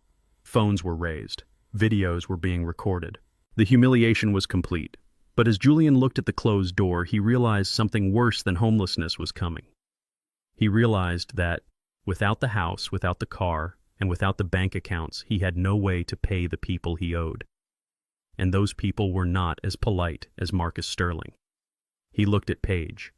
She was screaming at him, hitting his chest with her fists, blaming him for everything. "Do something," she yelled. "Fix this." Julian looked at her. He looked at the woman who had convinced him to betray his father. "I can't," he whispered. He looked at the sky. "He is watching us," he said. "He is doing this right now." 300 miles away, I closed my eyes and listened to the wind in the trees. I took a deep breath. "One domino down," I whispered. 2 to go. The asphalt of the driveway was hot enough to fry an egg, but not nearly as hot as the rage radiating off my daughter-in-law. Paige stood there in her silk robe, barefoot on the pavement, screaming at the closed front door like a banshee who had been locked out of hell. She hammered her fists against the wood until her knuckles bled. She kicked the frame until her toes cracked. She shrieked threats that would have made a sailor blush, promising lawsuits and hellfire and the wrath of God. But the door did not open. It was solid oak, 2 inches thick, reinforced with steel. I know because I installed it myself 20 years ago to keep the bad things out. I never imagined that one day it would be used to keep the bad things out when those bad things were my own family. Julian stood a few feet behind her. He was not screaming. He was vibrating. It was the vibration of a man whose reality has just shattered into a million jagged pieces, and he is trying to hold them together with his bare hands. He looked at the house, then at the closed garage door where his car was locked inside, then at his wife who was currently having a psychotic break on the front porch. "Fix this!" Julian Page screamed, turning on him. Her mascara was running down her face in black streaks, making her look like a melted raccoon. "You are the man. Do something. Break a window. Kick the door down. Get my purse. My credit cards are in there. My ID is in there. I am naked, Julian. I am standing in the street in a robe." Julian ran his hands through his hair, pulling at the roots. "I can't break in, Paige," he hissed. "That is Marcus Sterling in there. He has armed security. If I throw a rock, they will shoot me. And legally, they might get away with it." Legally, Paige laughed a wild, hysterical sound. "Since when do you care about the law? You tried to kill your father yesterday. Now get me back in that house." That was when the siren started.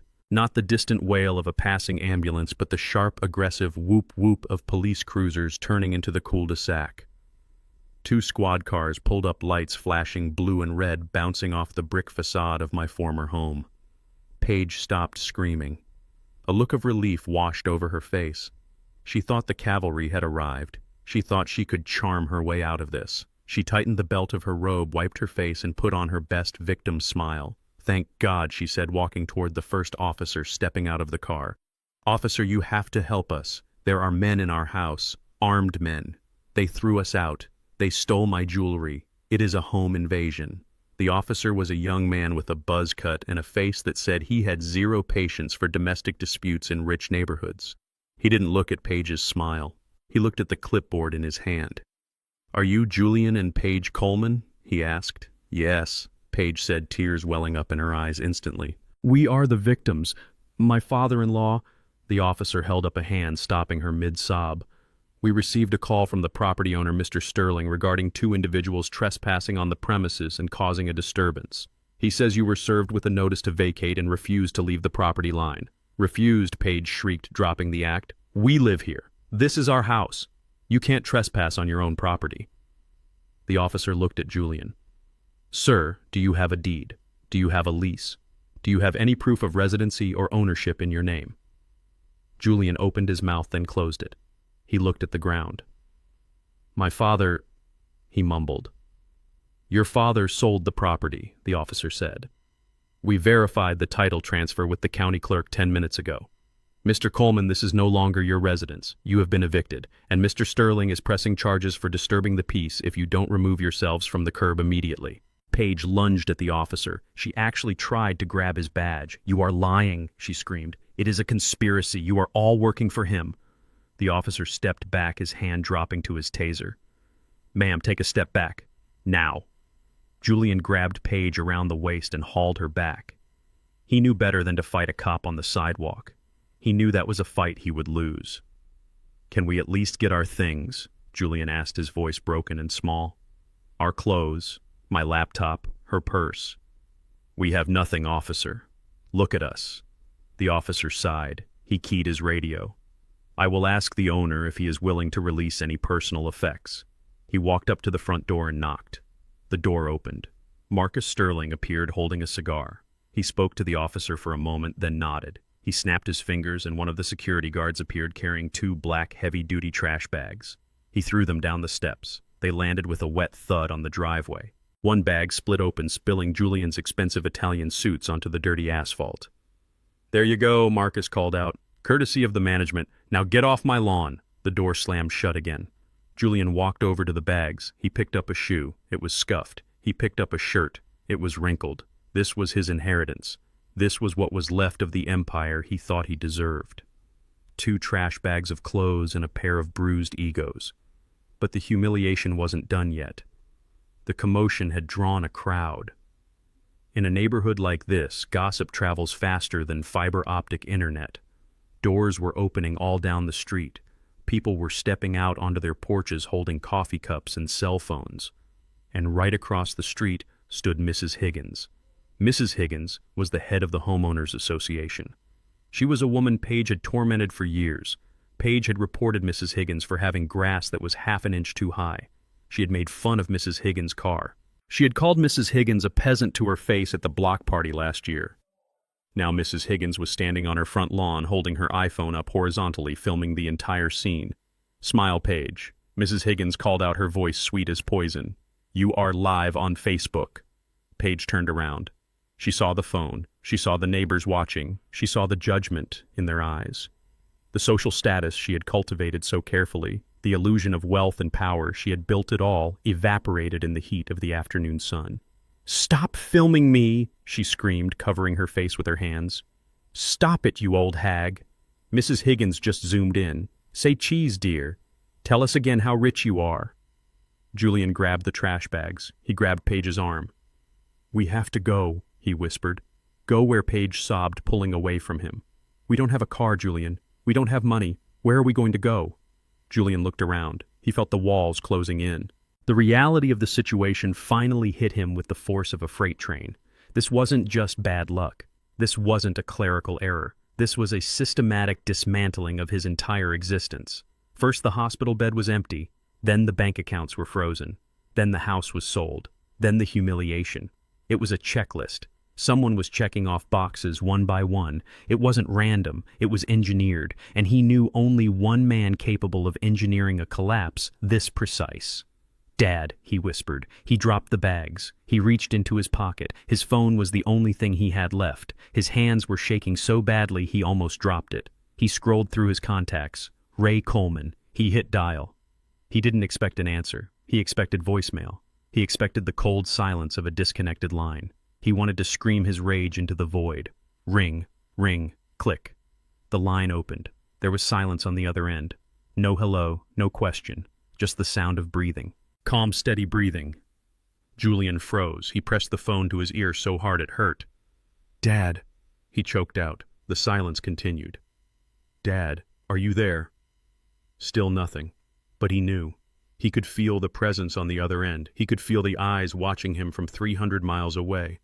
"Dad, you are crazy," Julian screamed, his voice cracking. "You are insane. Do you know what you did? You sold the house. We are on the street. Paige is in a robe. We have nothing. How could you do this? We are your family. I am your son." I waited. I sat on my porch in the mountains listening to the tiny, tinny voice of my son screaming through the speaker. I took a slow sip of my coffee. I let him scream. I let him pour out all his fear and his entitlement. "You ruined me," Julian yelled. "You destroyed everything. Why? Why would you do this to us?" I cleared my throat. The sound was loud in the silence. Julian stopped breathing. He waited. I leaned into the phone. I spoke softly, clearly, without an ounce of anger. Just the cold, hard facts. "Shady Acres," I said. Julian gasped. What he whispered. "Shady Acres," I repeated. "The state-run facility." I looked it up, Julian. "They have vacancies." I paused, letting the words sink in like hooks. "I hear it is very cheap," I said, "especially for people who don't have any assets." "No," Julian stammered. "Dad, no." I didn't let him finish. I didn't want to hear his begging. I didn't want to hear his lies. I had heard enough lies to last a lifetime. "Good luck, son," I said. I pressed the red button. Click. The line went dead. Back on the driveway, Julian stood frozen with the phone pressed to his ear. The dial tone buzzed in his brain. "Shady Acres." The words echoed in his skull. It wasn't a threat. It was a mirror. I had held up a mirror to his soul and shown him exactly what he was. He had planned to throw his mother into the trash to save money. Now he was the trash. He looked at Paige, who was sitting on the curb crying into her hands. He looked at the neighbors who were still filming. He looked at the closed door of the house he used to own. He realized then that the war was over. He had lost. And the general who defeated him wasn't some stranger. It was the man who had taught him how to tie his shoes. Julian dropped the phone. It cracked on the pavement. He didn't pick it up. He sat down on the curb next to his wife. He put his head in his hands. "He is not crazy," Julian whispered to the asphalt. Paige looked up, her mascara-smeared eyes wide. "What did he say?" she asked. "He is not crazy," Julian repeated, a hysterical laugh bubbling up in his throat. "He is perfectly sane, and he hates us." "He hates us," Paige whispered. "No," Julian said. "He doesn't hate us. He just doesn't care anymore. And that is so much worse." A taxi pulled up. The police officer had called it for them out of pity. "Get in," the officer said, "or I take you to the station." Julian stood up. He grabbed the black trash bags. He grabbed his wife's hand. They climbed into the back of the cab. "Where to?" the driver asked. Julian looked at the driver. He opened his mouth to say the Ritz or the Marriott or any of the places he used to stay. But then he remembered his bank balance. 0. He remembered his credit score. Ruined. He looked at Paige. She was shivering. "Just drive," Julian said. "Just drive away from here." As the taxi pulled away, Mrs. Higgins waved goodbye with her phone. 300 miles away, I put my phone down on the table. I watched a blue jay land on the railing. "One lesson delivered," I said to Clara. She looked up from her knitting and smiled. "Did he understand it?" she asked. "Not yet," I said. "But give him time. Hunger is a very effective teacher." I closed my eyes and listened to the mountains. The air felt lighter. The burden was lifting. I had amputated the gangrenous limb. Now the healing could finally begin. They say a lie can travel halfway around the world while the truth is still putting on its shoes. I do not know who said that, but they must have met my daughter-in-law. If there was an Olympic sport for twisting reality into a pretzel, Paige would have a gold medal hanging around her neck. While Claire and I were sitting on the balcony of a suite at the Four Seasons in Miami watching the ocean turn turquoise under the morning sun, my son and his wife were busy turning me into the most hated man in America. It had been 48 hours since they were evicted from the mansion. 48 hours since I cut off the money. In that time, most people would have done some soul-searching. They would have looked in the mirror and asked themselves where they went wrong. But Julian and Paige were not most people. They were survivors of their own disasters. And when a parasite is ripped off its host, it does not apologize. It looks for a new host, and the new host was the public. I turned on the 60-inch television in the living room of our suite. I poured myself a glass of orange juice freshly squeezed. Clara was in the bedroom napping. The sea air was good for her. She was sleeping more soundly than she had in years. I flipped the channel to the local morning news. And there they were. They were sitting on a beige couch in the studio of Good Morning Richmond. The caption at the bottom of the screen read, "Heartbreak in the Highlands, a son's plea." I had to give it to them. The wardrobe choices were brilliant. Julian was wearing a sweater that looked slightly too big for him, making him look small and vulnerable. He wasn't wearing his Rolex. He wasn't wearing his Italian shoes. He looked like a man who had been broken. Paige was wearing a modest gray dress with no jewelry and very little makeup. She held a tissue in her hand, twisting it nervously. The host, a woman with sympathetic eyes and a voice like warm syrup, leaned forward. "Julian Paige, thank you for being brave enough to come here today. I know this is incredibly difficult for you." Julian sniffled. He looked down at his hands. "Thank you for having us," he whispered. We just want them home." The host turned to the camera. "For those of you just joining us, we are talking about the shocking disappearance of Raymond and Clara Coleman. Initially reported as a missing persons case, it has now taken a dark turn. Ray Coleman, a wealthy retired engineer, has allegedly emptied the family bank accounts, sold the family home out from under his children, and vanished with his wife, who suffers from dementia." She turned back to Julian. "Julian, tell us about your father. Was there any sign that he was planning this?" Julian looked up. His eyes were wet. He had practiced this. I could tell. He pulled his earlobe. "No," he lied. "Dad has been struggling. Since the stroke 3 weeks ago, his personality changed. He became paranoid. He started thinking everyone was out to get him. He forgot who I was sometimes. Paige chimed in, her voice trembling. He accused us of stealing, she said, wiping a tear. Can you imagine? We gave up our jobs to care for them. I spent every day at the hospital by his side. Julian paid for all the medical bills out of his own pocket. We drained our savings to make sure he had the best care. And then... She broke down sobbing into the tissue. And then he threw us out. Julian finished for her. He woke up one day in a manic state. He used a power of attorney that he tricked his lawyer into activating. He sold the house. He took the money we had set aside for Mom's care. He left us on the street with nothing but the clothes on our backs. The host shook her head, looking disgusted. So let me get this straight. You supported them. You loved them. And in a moment of medical confusion, he destroyed your lives. Yes, Julian said. But we don't care about the money. We don't care about the house. We just want Mom back. She is sick. She needs her medication. He is dragging her around the country, and she probably doesn't even know where she is. It is kidnapping, plain and simple. The host looked at the camera again. You heard it here, folks. A tragic story of elder mental health and a family torn apart. If you see Raymond Coleman, please contact the authorities. And if you want to help Julian and Paige rebuild their lives, there is a GoFundMe link on our website. They are currently staying in a motel and need our support. I watched the screen. I watched the donation counter on the bottom ticker. It was climbing. $5,000. $10,000. People were donating.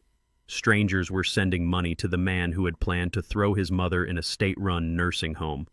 I picked up my tablet. I opened Twitter. It was a bloodbath.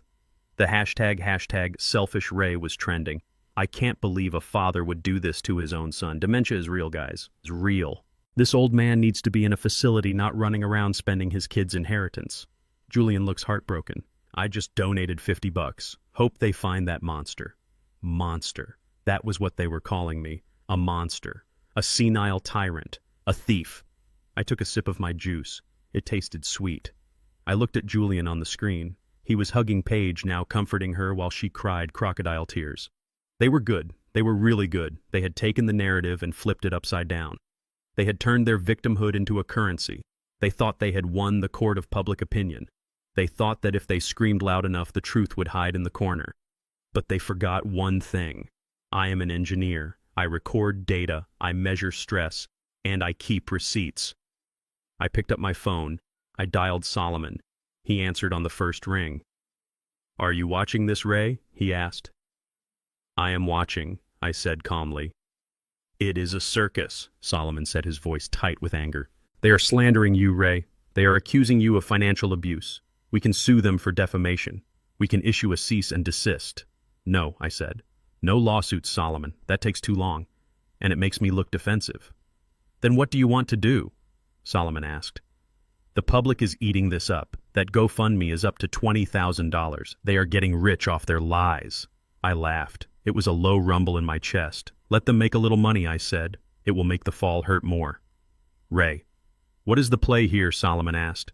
The play is the truth, I said. Do you have the file? I asked. I have it, Solomon said. The digital forensic team cleaned up the audio. It is crystal clear. Recording number 3, I said. Are you sure? Solomon asked. That is the nuclear option, Ray. Once that is out there, there is no coming back for them. They will be pariahs. They might even face criminal charges for conspiracy. Good, I said. But Ray, Solomon hesitated. It is humiliating. For you too. People will hear what they really think of you. I don't care what people think of me, I said, looking at the TV screen where Julian was now showing a picture of himself as a child sitting on my lap. I care about what is true. I watched Julian wipe his nose. He wants a story. Solomon, I said. He wants to tell the world how much he loves his parents. He wants to tell the world about his sacrifice. I paused. Let's help him tell the story. Release it, I said. Release it where? Solomon asked. Everywhere, I said. Send it to the station that is airing that interview right now. Send it to the police. Send it to the local papers. And upload it to social media. Tag that hashtag they love so much. Hashtag selfish Ray, I added. Consider it done, Solomon said. I hung up the phone. I looked back at the TV. The interview was wrapping up. The host was holding Julian's hand. "We are rooting for you, Julian," she said, "and we hope your father comes to his senses." I smiled. "I am coming to my senses," I whispered to the screen. I stood up and walked to the balcony. The ocean breeze was warm. I closed my eyes and listened to the waves crashing against the shore. Recording number 3. I remembered the moment I recorded it. It was the second night in the hospital. I was awake, but paralyzed. Julian and Paige had come in late thinking the nurses were busy. They were drunk. They had been celebrating.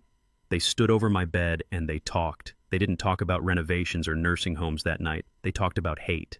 They talked about how much they despised me. They talked about how I was boring, how I was stingy, how I smelled like dirt and concrete. Paige had laughed and said she couldn't wait to burn my clothes. Julian had said he wished I had died 10 years ago so he could have enjoyed his 30s. It was the raw, unfiltered sound of malice, and in about 10 minutes the whole world was going to hear it.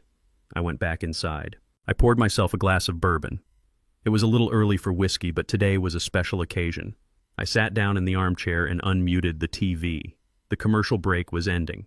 The news anchor came back on. Her face looked pale. She touched her earpiece. She looked confused. "Welcome back," she said, her voice faltering. We have a breaking update on the Coleman story. We have just received an audio file from Raymond Coleman's attorney." She looked off camera. Can we play this?" She nodded. "We are going to play a portion of this recording. I must warn our viewers the language is graphic and the content is disturbing." The screen went black. A waveform appeared. And then Julian's voice filled the room. Not the sad, soft voice from the interview, but the slurred, arrogant voice of a drunk man. God, why won't he just die already? He is so stubborn. Even in a coma, he is annoying. Then Paige's voice. High and cruel. "Just think of the money, babe. 5 million. We can burn this whole life down. I am going to buy a boat. I am going to buy diamonds. And the best part, we never have to see that drooling old man again. Then Julian again. And Mom. Don't forget Mom. Shady Acres is too good for her. Maybe we just leave the back door open and let her wander off. Save us the monthly fee." Laughter. Cruel, drunken laughter. The audio cut off. The camera cut back to the studio. The host looked like she was going to be sick. She looked at Julian, who was sitting on the couch next to her. Julian's face was white, not pale. White. He was staring at the monitor with his mouth open. Paige was gripping the armrest, her knuckles tearing through the fabric. The host pulled her hand away from Julian like he was radioactive. "Is that you?" she asked. Her voice was ice cold. "Is that your voice?" Julian stammered. It is AI. It is fake." He made it up. The host shook her head. "We had our audio technicians verify the signature," she said. "It is authentic. And the timestamp places it in your father's hospital room 2 nights ago." She looked into the camera. "I think we need to take a break," she said. But they didn't cut to commercial fast enough. I saw it. I saw the moment the mask fell off. I saw Paige turn on Julian screaming silently. I saw Julian put his head in his hands. I saw the studio crew looking at them with pure disgust. I took a sip of my bourbon. The GoFundMe counter on the bottom of the screen stopped. Then it started going backwards. Refunds. People were taking their money back. The hashtag on my tablet changed. Hashtag Selfish Ray was gone. New hashtags were appearing. Hashtag Monster Children. Hashtag Save Ray. Hashtag Justice for Clara. I laughed. It was a good morning in Miami. I stood up and went to the bedroom. Clara was waking up. She stretched and smiled at me. "Did I miss anything, Ray?" she asked. "Nothing important, Clara," I said. "Just a little TV drama." I sat on the edge of the bed and took her hand. "How about we go get some lobster for lunch?" I asked. Clara's eyes lit up. "I love lobster," she said. I kissed her hand. Then lobster it is. We had won the battle of the bank account. Now we had won the battle of the reputation. Julian and Paige were naked now, stripped of their money and stripped of their lies. And the best part, I hadn't even raised my voice.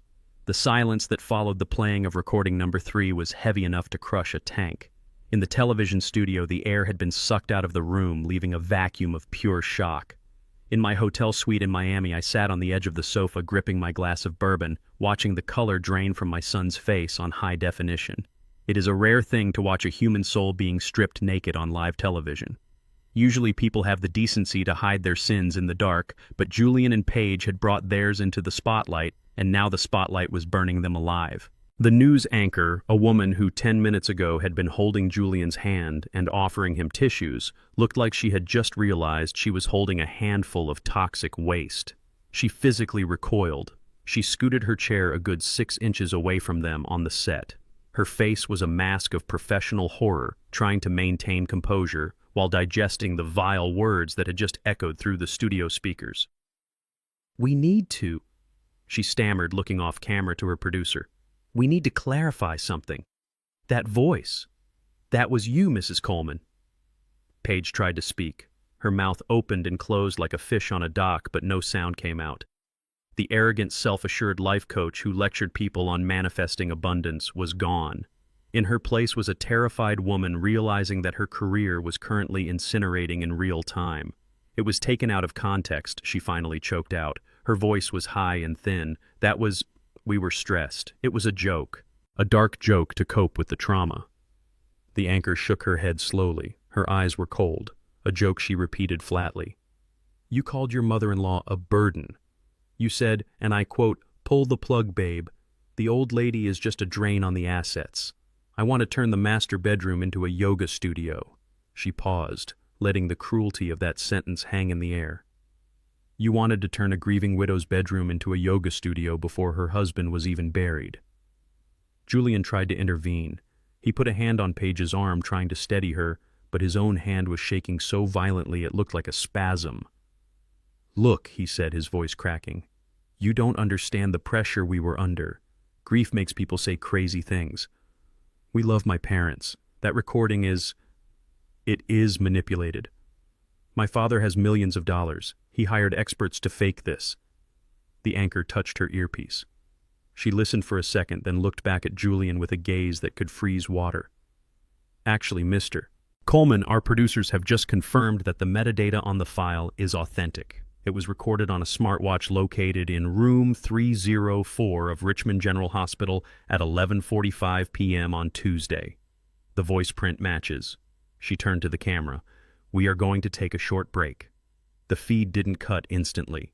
For 3 seconds, America saw the truth. They saw Julian put his head in his hands. They saw Paige scream something at him. They saw the cameramen lower their cameras, not out of respect but out of disgust. Then the commercial played. It was an ad for life insurance. The irony was not lost on me. I picked up my tablet. If the TV studio was a disaster zone, social media was a nuclear wasteland. The tide hadn't just turned, it had become a tsunami.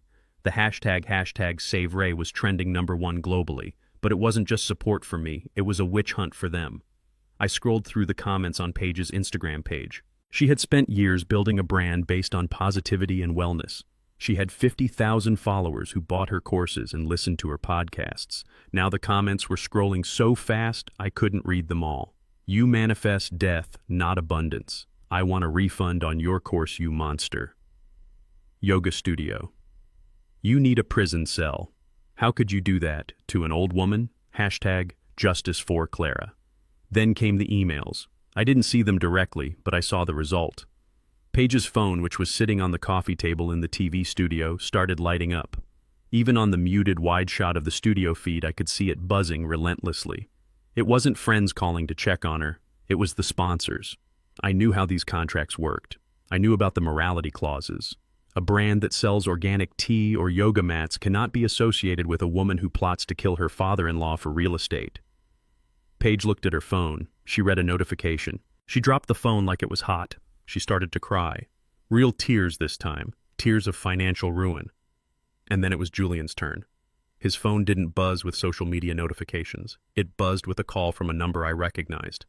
It was Marcus Sterling, not the landlord, but the investor. The head of the venture capital firm that was backing Julian's boutique brokerage. Julian looked at the caller ID. He knew he had to answer. He picked up the phone right there on the set during the commercial break. "Hello, Mr. Henderson," he whispered. I couldn't hear the other side of the call, but I could see Julian's face. I saw the blood drain out of it until he looked like a wax figure. "But sir," he pleaded, "it is a misunderstanding. I can explain. The money is safe. No, please don't pull the funding. We have deals in the pipeline. If you pull out now, we go under." He listened for another moment. "But the ethics clause doesn't apply to family disputes," he argued, desperate now. Then he went silent. He lowered the phone slowly. He stared at the blank screen. The call had ended, and with it his career. In the world of high finance, reputation is currency. If investors think you will cheat your own dying father, they know you will cheat them without blinking. Julian wasn't just toxic, he was radioactive. The news program came back on air, but the tone had shifted completely. The sympathetic lighting was gone. The host was sitting up straight, holding a stack of papers. "Welcome back," she said briskly. "In light of the new evidence presented regarding the Coleman case, we have ended our interview with Julian and Paige Coleman." The camera panned out. The couch was empty. They had been escorted out of the building during the break. Not through the front door where the paparazzi were waiting, but through the back alley like the garbage they were. The host looked into the camera. "We also have an update on the GoFundMe campaign established for the couple.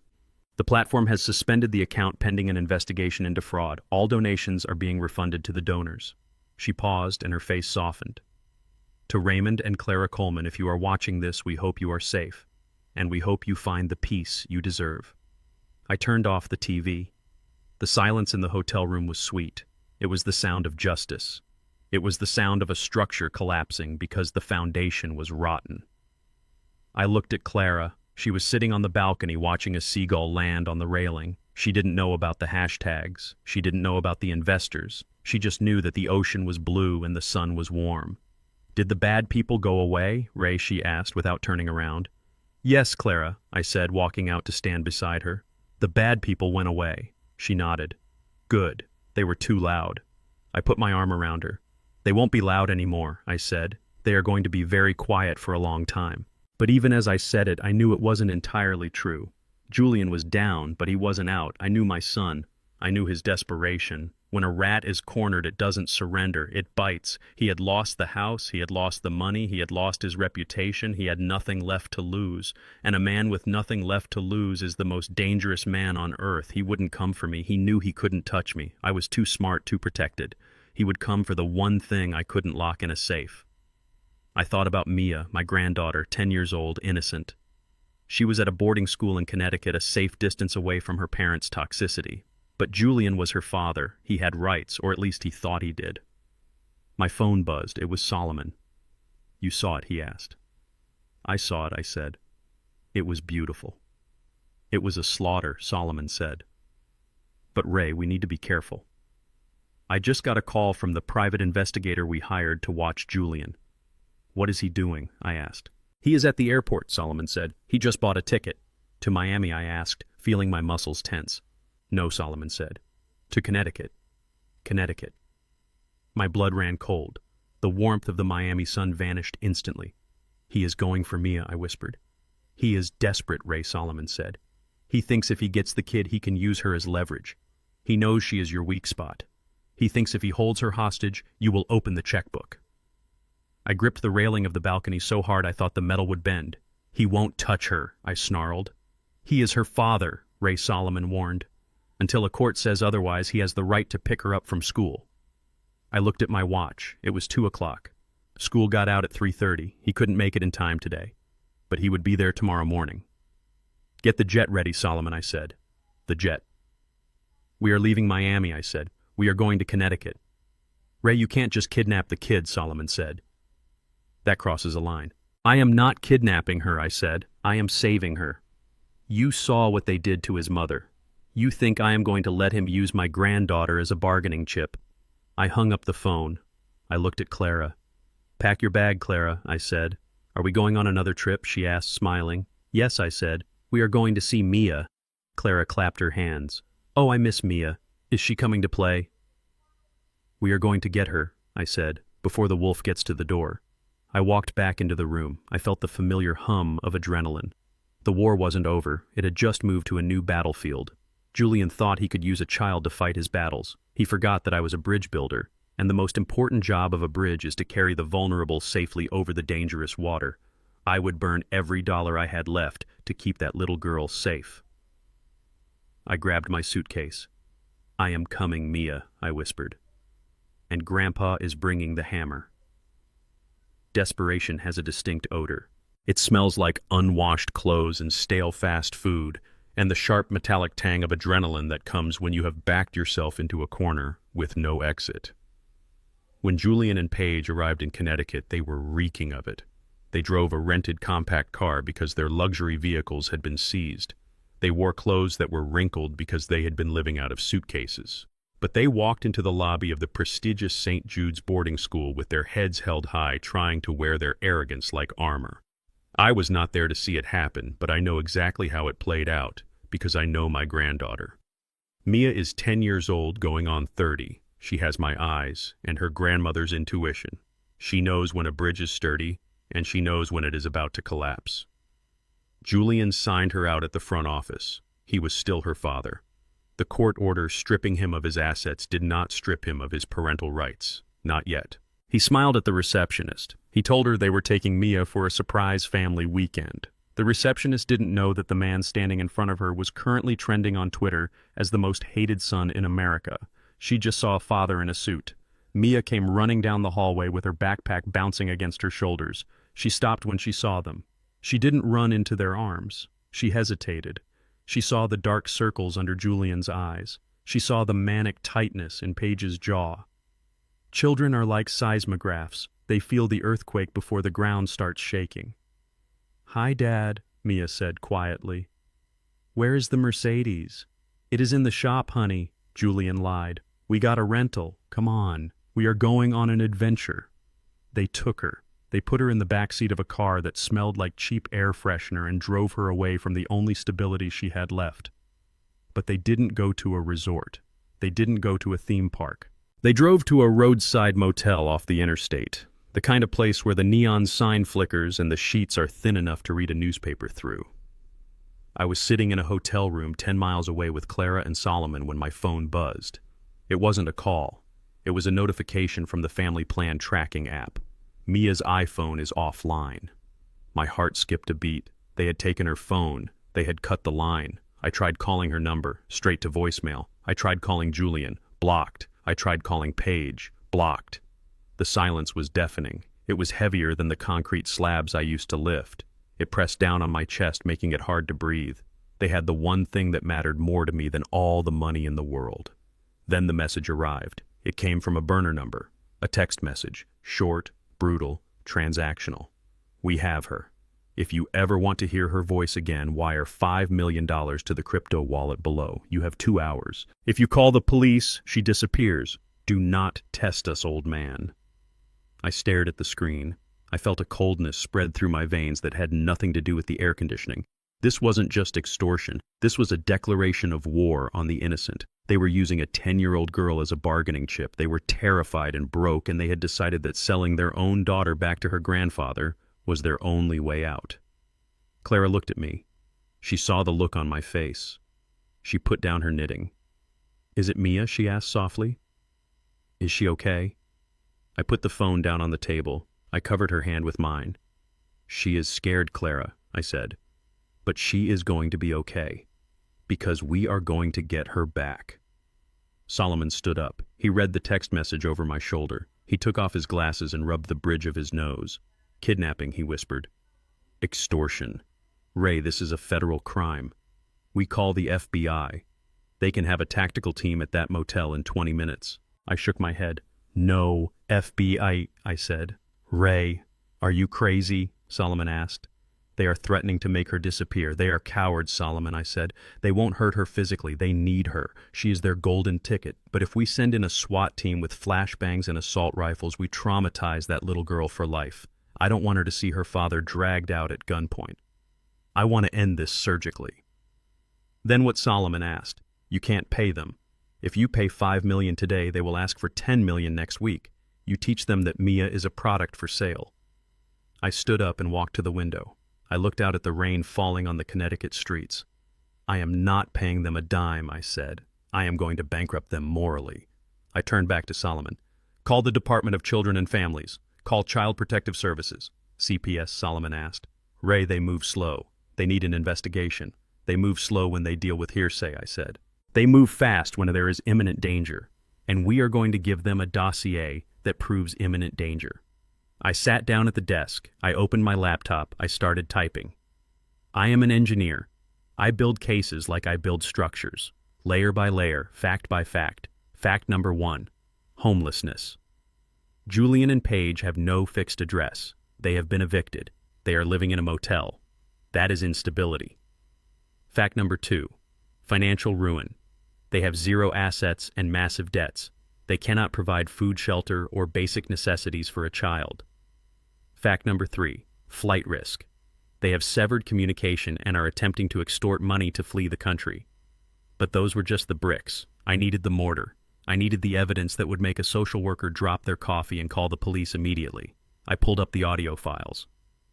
Recording number 3, the one where they talked about killing me, the one where Paige called her mother-in-law a burden.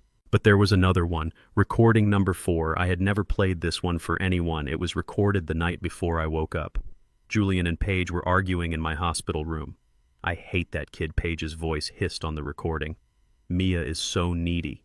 She is always asking questions. Once we get the money, I am sending her to boarding school in Switzerland. I don't want to see her until she's 18. Fine, Julian replied, his voice slurred. Whatever. Just keep her quiet. If she cries one more time about missing her grandpa, I am going to lose it. I attached the file to the email. This proves emotional abuse, I said to Solomon. It proves they view her as an inconvenience, not a child. And combined with the text message demanding $5 million, it proves human trafficking. Solomon finished, his voice grim. They are essentially selling their custodial rights. I hit send. I sent it to the director of Connecticut CPS. Solomon made a call to a judge he knew in the district to expedite the review. We requested an emergency removal order. We requested immediate temporary custody be granted to the grandparents based on the evidence of criminal extortion and child endangerment. Then we waited. The minutes ticked by. 30 minutes, 45 minutes. My phone buzzed again. Another text from the burner number. 1 hour left, Dad. Don't be stupid. The clock is ticking. I didn't reply. I stared at the rain. I imagined Mia sitting on a dirty motel bed, clutching her backpack, wondering why her parents were acting so strange, wondering why she couldn't call me. Hold on, Mia, I whispered. Just hold on, baby girl. At the 50-minute mark, Solomon's phone rang. He answered it. He listened. He nodded. Thank you, Your Honor, he said. We are standing by. He hung up and looked at me. A fierce grin spread across his face. The judge signed it, Solomon said. Emergency order of protection. Custody is transferred to Raymond and Clara Coleman effective immediately. The police have been dispatched to the motel to execute the order. Civil police, I asked. Not SWAT. Just patrol officers, Solomon said, along with a social worker. They are going to serve the papers and remove the child. Let's go, I said, grabbing my coat. We drove to the motel. We parked across the street. We didn't want to interfere, but I needed to be there. I needed to see her safe. I saw the police cruisers pull up. No sirens, just silent authority. I saw the social worker, a woman with a kind face, walking purposefully toward room 112. I watched from the car window. The door opened. I saw Julian. He looked disheveled. He looked angry. He was shouting. He was waving his arms. Then the social worker held up the paperwork. The police officers stepped forward, their hands resting on their belts. Julian froze. He read the paper. I saw his shoulders slump. He turned back into the room. A moment later, Mia walked out. She looked small. She was holding her backpack against her chest like a shield. She looked terrified. Then she looked across the street. I rolled down my window. I waved. Her face lit up. Even from 50 yards away, I saw the relief wash over her. She broke into a run. She ran past the police officers. She ran past the social worker. She ran past her father, who was standing in the doorway looking like a man who had just lost his last betting chip. She ran across the street. I opened the car door and stepped out. I didn't care about the rain. I knelt down on the wet pavement. Mia collided with me. She buried her face in my neck. She was shaking. Grandpa, she sobbed. Grandpa, they took my phone. They said you were bad. They said we had to hide. I wrapped my arms around her. I held her tighter than I have ever held anything in my life. I smelled her shampoo. I felt her little heart beating like a trapped bird against my chest. I am here, Mia, I whispered into her hair. I am not bad, and nobody is hiding anymore. I looked up. Across the street, Julian was watching us. The police were talking to him.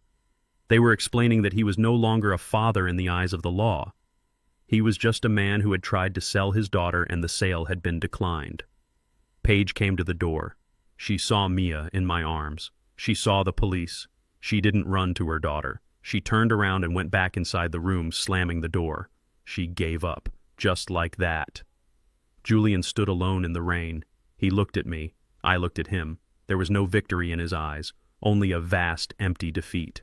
I stood up, lifting Mia into my arms. She was getting too big to carry, but today she felt light as a feather. "Let's go home," I said to her.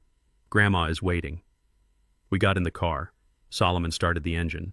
As we drove away, I didn't look back at the motel. I looked at Mia. She was safe. The ransom had not been paid. But the price had been high. I had lost my son completely today. But looking at the little girl wiping tears from her cheeks, I knew I had saved the future. And that was a trade I would make 1,000 times over. There are two kinds of courts in this world. There's the court of public opinion, where Julian and Paige had tried to crucify me with hashtags and fake tears. They lost that case the moment the audio recordings hit the internet. Then there is the court of law. This is a colder, harder place. It does not care about your feelings. It does not care about your Instagram followers or how much you cry. It cares about facts. It cares about stability. And most of all, it cares about the best interests of the child. 3 days after I pulled Mia out of that roadside motel, we gathered for the emergency custody hearing. We did not go to the courthouse in Richmond. We were still in Connecticut, sitting in a conference room at a high-end law firm that Solomon had partnered with. The table was mahogany, the chairs were leather, and the air conditioning was set to a crisp 68 degrees. On the large monitor mounted on the wall was the virtual courtroom. The judge sat in the center square, a stern woman named Judge Patterson, who looked like she had heard every lie in the book twice. In the bottom left square was me and Clara. Clara was holding my hand, squeezing it rhythmically. 1, 2, 3, 1, 2, 3. She was my anchor. And in the bottom right square were Julian and Paige. The contrast was enough to end the case before it even started. Julian was sitting in what looked like a public library cubicle. The lighting was harsh fluorescent and the connection was grainy. He was wearing a shirt that looked slept in. His eyes were red-rimmed and desperate. Paige sat next to him looking like a ghost. Her hair was pulled back in a severe bun and she was chewing on her thumbnail. The bailiff called the case to order. Emergency petition for temporary guardianship in the matter of Mia Coleman. Julian's lawyer spoke first. He was a court-appointed attorney, a young man who looked overworked and underprepared. He adjusted his tie and tried to sound confident. "Your Honor," he began, "my clients, Mr. and Mrs. Coleman, are loving, devoted parents. They are currently the victims of a targeted harassment campaign by the petitioner Raymond Coleman. Mr. Coleman has used his substantial wealth to financially cripple my clients and is now attempting to use that financial disparity to steal their daughter. The incident at the motel was not an abduction. It was a family vacation that was interrupted by a false police report filed by the grandfather." Julian nodded vigorously next to him, wiping a tear from his eye. Judge Patterson looked over her reading glasses at Julian. "Mr. Coleman," she said, "you claim this was a vacation. Is it standard practice for your family to vacation in a Motel 6 off the interstate while your child is supposed to be in school?" Julian leaned into the camera microphone. "Your Honor, we are in a transition period," he said, his voice trembling. "My father illegally evicted us from our home. We were traumatized. We took Mia away to protect her from the media circus my father created. We just wanted to be together as a family. We were looking for a new house, a safe house." He looked at me through the screen. His eyes were full of venom. "He is trying to buy her, Your Honor." Julian spat. "He thinks because he has millions of dollars he can just take whatever he wants. He took my house. He took my inheritance. Now he wants my little girl. Please don't let him do this. I love her. She is my world." It was a good performance. If I didn't know him better, I might have felt sorry for him. He played the underdog perfectly, the poor son crushed by the rich, tyrannical father. Judge Patterson turned her gaze to our square. "Mr. Coleman," she said, addressing me, "your response." Solomon stood up. He didn't use flowery language. He didn't raise his voice. He simply pressed a button on his laptop and shared his screen with the court. "Your Honor," Solomon said, "we are not here to discuss feelings. We are here to discuss physics. The physics of survival. A child needs shelter. A child needs food. A child needs stability." A document appeared on the screen. It was a financial affidavit. "This is a credit report for Julian and Paige Coleman generated this morning," Solomon said. "As you can see, they have 0 liquid assets. Their bank accounts are overdrawn, their credit cards are maxed out to the limit of $200,000. They have no employment, they have no fixed address. Solomon clicked to the next slide. It was the police report from the motel. When the officers arrived at the motel room to execute the protection order, they found no food in the room other than vending machine snacks. The child Mia Coleman was in distress. But most damning of all is this. Solomon played the audio file. Not the one where they insulted me. The new one. The voicemail Julian had left for a loan shark 3 days ago trying to secure a bridge loan using his daughter as collateral. I need the cash. Joey Julian's voice played through the courtroom speakers, tinny and desperate. I have the kid. My dad will pay. He will pay anything to get her back. I just need $5,000 to float us until the ransom wire comes through. It is a sure thing. The silence in the virtual courtroom was absolute. Julian went pale. He started shaking his head, mouthing, No, that's not real. Solomon stopped the recording. That, Your Honor, is not the voice of a loving father protecting his child, Solomon said. That is the voice of a man using his daughter as a winning lottery ticket. He is not looking for a home. He is looking for a payout. Judge Patterson's face hardened. She looked at Julian. Mr. Coleman, do you have a job? Julian stammered. I am an entrepreneur, Your Honor. I am in between ventures right now because of my father's interference. Do you have a lease on a property? The judge asked. We are looking, Julian said. We have prospects. So you are homeless, the judge stated flatly. You are unemployed, you are in significant debt, and there is evidence suggesting you intended to extort your father for the return of the child. She turned to me. Mr. Raymond Coleman, what is your proposal? I leaned forward. I looked into the camera. I didn't look at the judge. I looked at Julian. I don't want to buy her, Your Honor, I said, my voice deep and steady. You can't buy people, but you can provide for them. I held up a brochure. This is the St. Augustine Academy, I said. It is one of the best boarding schools in the country located here in Connecticut. It has 24-hour security. It has counselors. It has horses. Mia loves horses. I placed a receipt on the table. I have paid the full tuition for the next 4 years, I said. Room and board, books, uniforms, everything. She will be safe there. She will have friends. She will have structure. I looked at Clara. My wife and I will rent a house nearby, I continued. We will be there every weekend to take her to dinner, to help her with her homework, to be her family. We don't want to take her away from her parents forever. Your Honor, we just want to take her away from the chaos until her parents can learn to stand on their own 2 feet. Judge Patterson nodded slowly. She made some notes on her pad. The scratching of her pen was the only sound in the room. Then she looked up. The court finds that Mia Coleman is in immediate need of stability and protection, she ruled. The evidence presented regarding the parents' financial insolvency and the attempted extortion is credible and disturbing. She banged her gavel. Temporary custody is granted to the paternal grandparents Raymond and Clara Coleman. The child is to be enrolled in the St. Augustine Academy as proposed. Julian stood up in his cubicle. He knocked his chair over. No, he screamed. You can't do this. She is my daughter. You are stealing her. Sit down, Mr. Coleman, the judge barked. I am not finished, she continued. Mr. Coleman? Mrs. Coleman, you are granted supervised visitation rights once a month. However, this is contingent upon 2 conditions. First, you must provide proof of stable housing and employment. Second, you must pass a drug screening before every visit. Drug screening, Paige shrieked. We don't do drugs. This is insulting. The toxicity report from your father's soup says otherwise.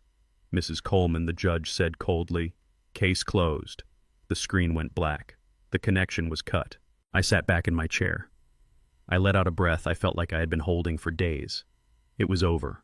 The law had spoken. Mia was safe. Clara leaned her head on my shoulder. We got her, Ray, she whispered. We got her, I said. We left the lawyer's office and drove to the house we were renting. It was a nice place, quiet, a big yard. Mia was waiting for us in the living room playing with a new set of Legos I had bought her. When we walked in, she looked up anxious. What happened? She asked. Do I have to go back to the motel? I sat down on the floor next to her. I picked up a blue Lego brick. No astronaut, I said. No more motels. I told her about the school. I told her about the horses. I told her about the library that looked like the one in Harry Potter. Her eyes got wide. And Mom and Dad, she asked. I took a deep breath. I didn't want to lie to her, but I didn't want to break her heart either. Mom and Dad have some work to do, I said. They have to fix their own house before they can take care of you, but you can write to them, and maybe when they get better they can come visit. Mia nodded. She didn't look sad. She looked relieved. She placed a yellow brick on top of the blue one. Grandpa, she said. Yeah, baby girl. Can we go get ice cream? She asked. I smiled. We can get all the ice cream you want, I said. That night after Mia was asleep in a bed with clean sheets and a locked door, I sat on the porch. The rain had stopped. The air was fresh. I thought about Julian. He was probably back in that motel room right now screaming at the walls. He was broke. He was defeated. He had tried to use his daughter as a weapon, and the weapon had misfired. He thought I was cruel. He thought I was punishing him. But I wasn't punishing him. I was freeing Mia. I had broken the cycle. The toxicity stopped here. The greed stopped here. Mia was going to grow up differently. She was going to grow up knowing that love isn't a transaction. She was going to know that family protects you, not sells you. I took a sip of my tea. You are welcome, Julian, I whispered to the night. I just did the one thing you couldn't do. I became a father. There is a legend in every family about where the patriarch keeps the real money. In my family, the rumor was that I didn't trust banks. Julian used to tell his friends that his crazy old man kept $1 million in gold bars buried under the floorboards of his workshop. He was half right. I didn't trust banks completely, and I did keep something very valuable in that old workshop. But it wasn't gold. It was something much heavier. 3 days after they lost the custody hearing, Julian and Paige were not just broke. They were starving. The kind of starvation that makes you hallucinate. They had been kicked out of the motel because their credit card was declined. They were sleeping in their rental car parked behind a Walmart. They had hit rock bottom, but instead of looking up, they decided to dig a little deeper. I knew they would come for the workshop. It was the only place left. It was an old corrugated metal building in the industrial district where I used to store my heavy equipment. It was dark. It was dirty. And to Julian, it was the X that marked the spot. I had security cameras installed there years ago. Motion activated. High definition. So when my phone buzzed at 2 in the morning, I didn't panic. I poured myself a glass of water, sat down at my kitchen table in Connecticut, and opened the app. It was like watching a black and white movie about 2 rats trying to break into a pantry. They pulled up to the chain-link fence. They didn't have bolt cutters, so they climbed over. Julian went first, tearing his suit pants on the barbed wire at the top. He fell onto the concrete on the other side and lay there for a minute, clutching his ankle. Paige followed. She was wearing designer sneakers that were now covered in mud. She dropped down beside him, not to help him, but to hiss at him to get up. They ran to the main door. It was locked with a heavy padlock. Julian picked up a piece of scrap metal, a rusted iron bar, and started hammering at the lock. Clang, clang, clang. The sound echoed through the empty lot. He hit it with the fury of a man who believes his salvation is on the other side of that door. He hit it until his hands blistered. Finally, the old hasp gave way. The lock fell to the ground. They slid the heavy rolling door up. It screeched, a sound of metal on metal that sounded like a scream. They stepped inside. The workshop smelled of diesel oil and dust. It was filled with shadows. Old tarps covered broken generators. Rusted tools hung on the walls like medieval torture devices. Julian pulled out a flashlight. The beam cut through the darkness. "Where is it?" Paige whispered, her voice echoing in the empty space. "You said he kept a safe here. You said he kept the gold here." "He did," Julian said frantically, sweeping the light back and forth. "I saw it once when I was a kid, a big iron safe, in the back office. He told me never to touch it. He said that is where the rainy day fund is." They ran to the back of the workshop. They kicked open the door to the small office where I used to do payroll. And there it was. The safe. It was a beast. A 1950s Mosler steel safe. It weighed 1,000 pounds. It sat in the corner covered in a layer of dust thick enough to write your name in. Julian dropped to his knees in front of it. He looked like he was worshipping an altar. "This is it," he breathed. "This is it, Paige. We are saved." He grabbed the dial. He spun it. Left, right, left. "Damn it," he cursed. "It is locked." "What is the combination?" Paige demanded, shining the light on the dial. "I don't know," Julian screamed. "I don't know." He stood up and looked around the room. He saw a heavy sledgehammer leaning against the wall. He grabbed it. "Stand back," he yelled. He swung the hammer. Boom! It hit the dial. Sparks flew. He swung again. And again. He was fueled by a manic strength. He was pounding on the door of his future, trying to force it open. It took him an hour of sweating and cursing and bleeding. Finally, the locking mechanism shattered.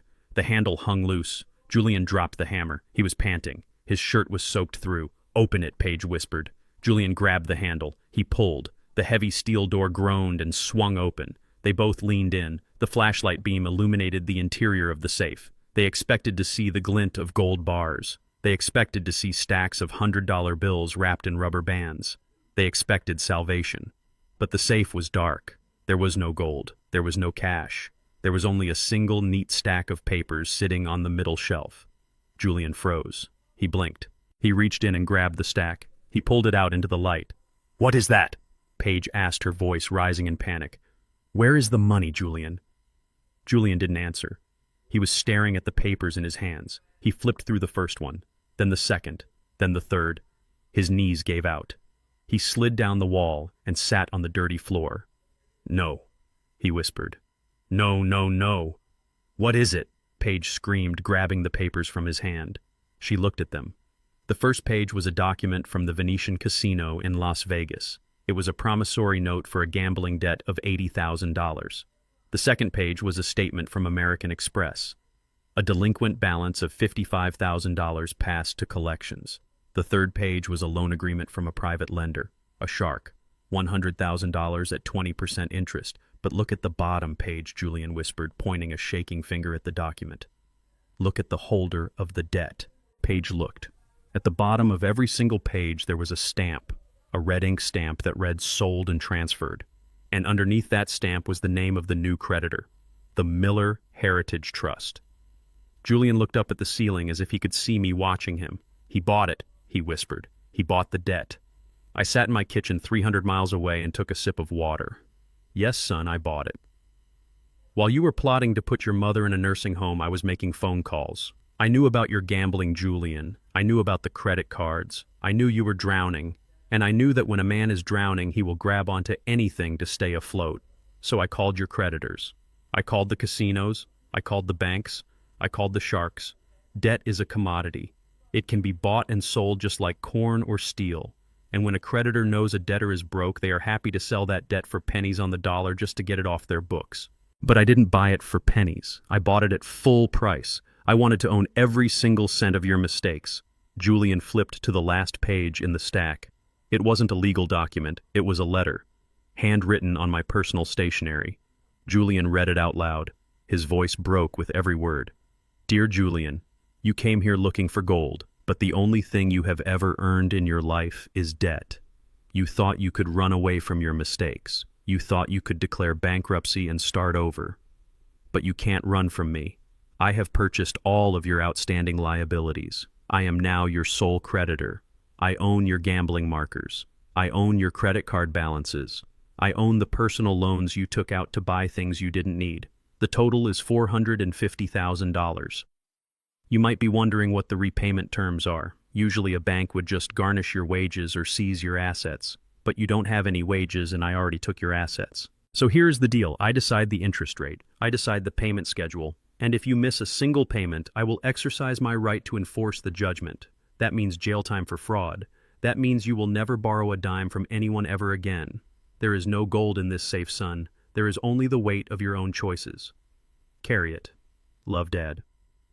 Julian dropped the letter. It fluttered to the floor, settling in the dust next to his torn shoe. He looked at Paige. "He owns us," he whispered. "He literally owns us. We can't file for bankruptcy because he will contest it. We can't run because he will find us. We are slaves, Paige. We are working for him now." Paige didn't scream this time. She didn't hit him.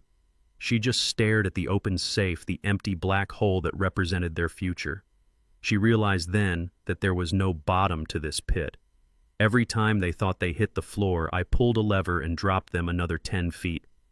She stood up. She dusted off her pants. "I am done," she said quietly.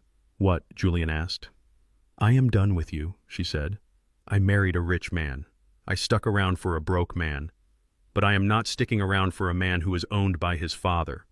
She turned and walked toward the open door. "Paige, wait!" Julian cried, scrambling to get up.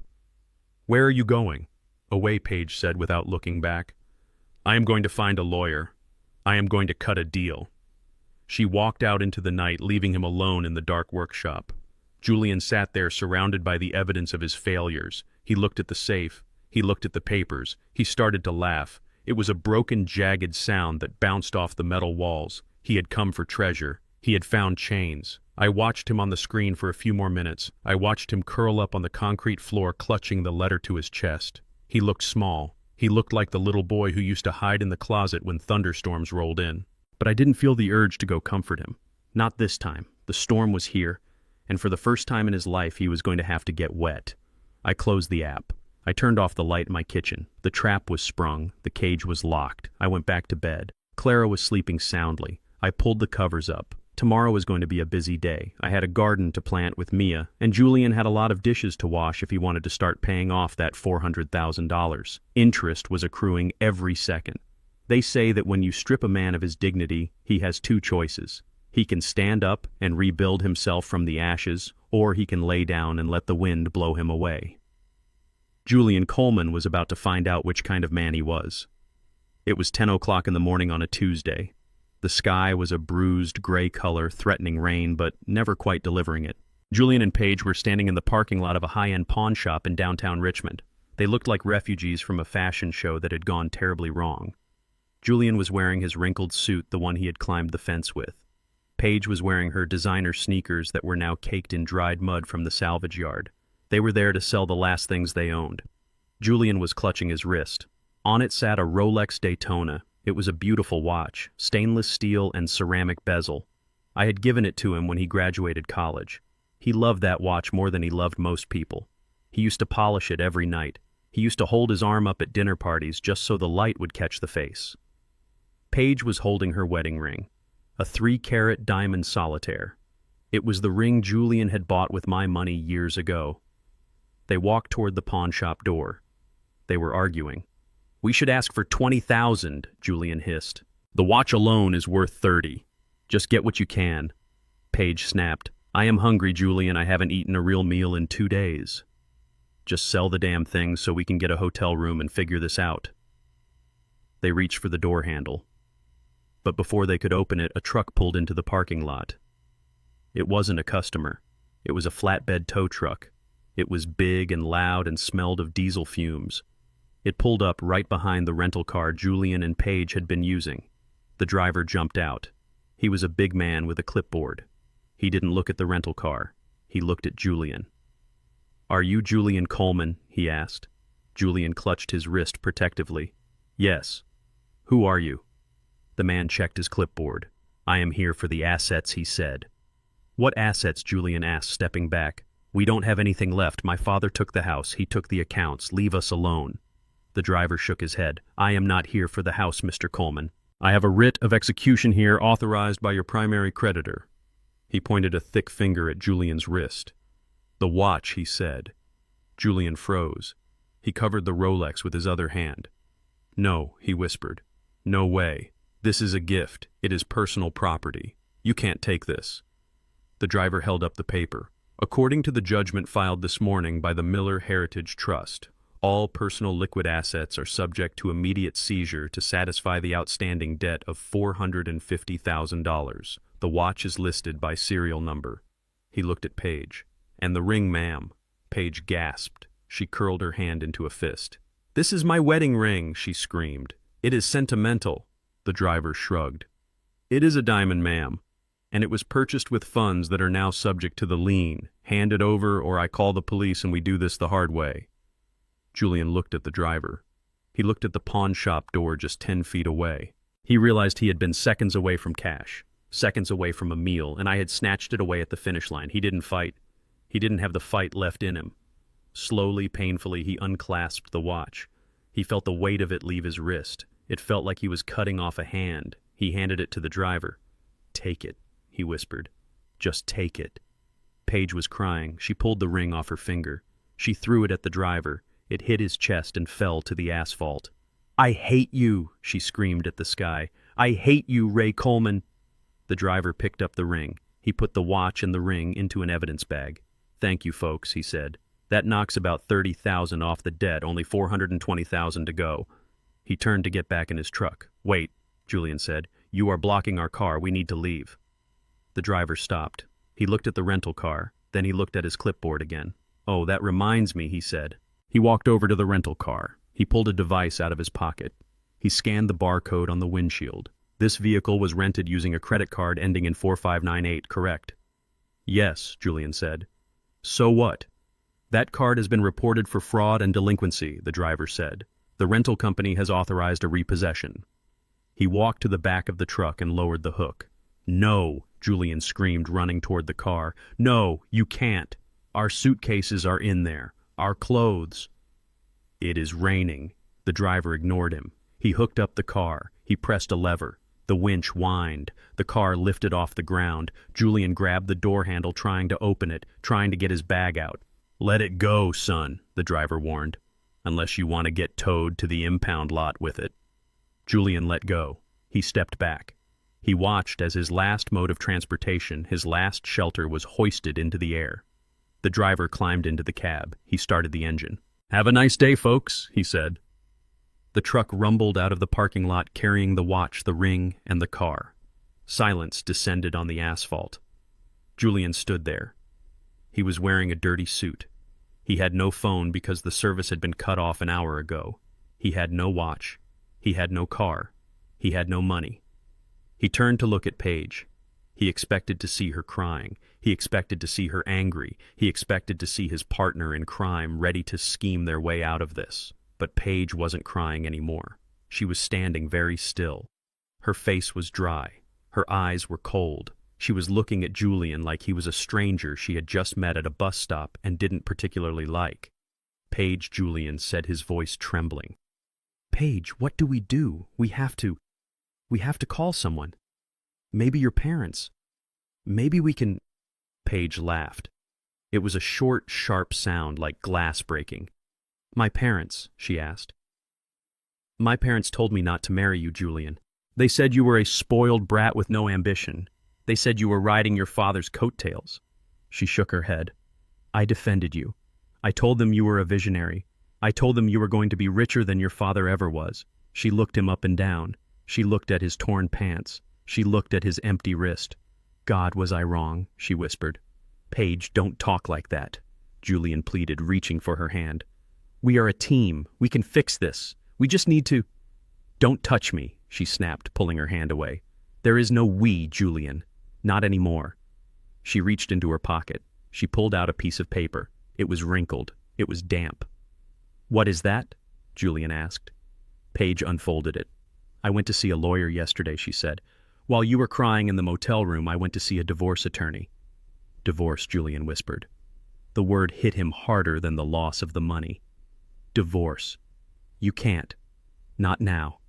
"Especially now," Paige said. She held up the paper. "The lawyer said something very interesting, Julian. He said that debt is usually shared in a marriage. But he said that if I can prove that the debt was incurred through fraud or criminal activity by one spouse without the other spouse's knowledge, I might be able to wash my hands of it." She smiled a cruel, thin smile. "I am going to testify, Julian. I am going to tell the court that you gambled the money. I am going to tell them you tricked me into signing those loans. I am going to tell them that I was a victim of your financial abuse." "That is a lie," Julian screamed. "You spent the money too. You bought the purses. You wanted the penthouse." "Prove it," Paige said. She looked around the empty parking lot. "You have no records. You have no lawyer. You have no credibility. You are a man who tried to extort his own father and got caught. The world hates you, Julian. And frankly, so do I." She turned her back on him. She walked toward the street.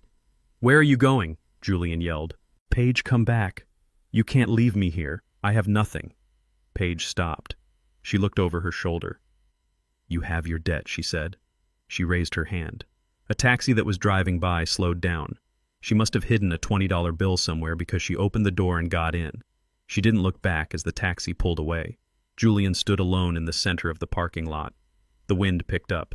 It started to rain. Cold, gray drops that soaked into his ruined suit. He looked around. There was nobody there. No audience. No friends. No wife. No car. He looked down at his wrist. There was a tan line where the Rolex used to be. A pale strip of skin that marked the ghost of his former life. He realized then that I hadn't just taken his money. I had taken his shield. For 38 years he had used money to protect himself from the world. He had used my name as a password to open doors. He had used his wife as a mirror to admire himself. Now the shield was gone. The password was expired. The mirror was broken. He was just a man standing in the rain. A bubble of panic rose in his chest. It started as a whimper and grew into a roar. He felt small. He felt terrified. He felt the crushing weight of the $450,000 stone I had tied around his neck. "Dad," he whispered. The word was lost in the sound of the traffic. He looked up at the sky. He imagined me sitting somewhere dry and warm watching him. "Dad," he screamed louder.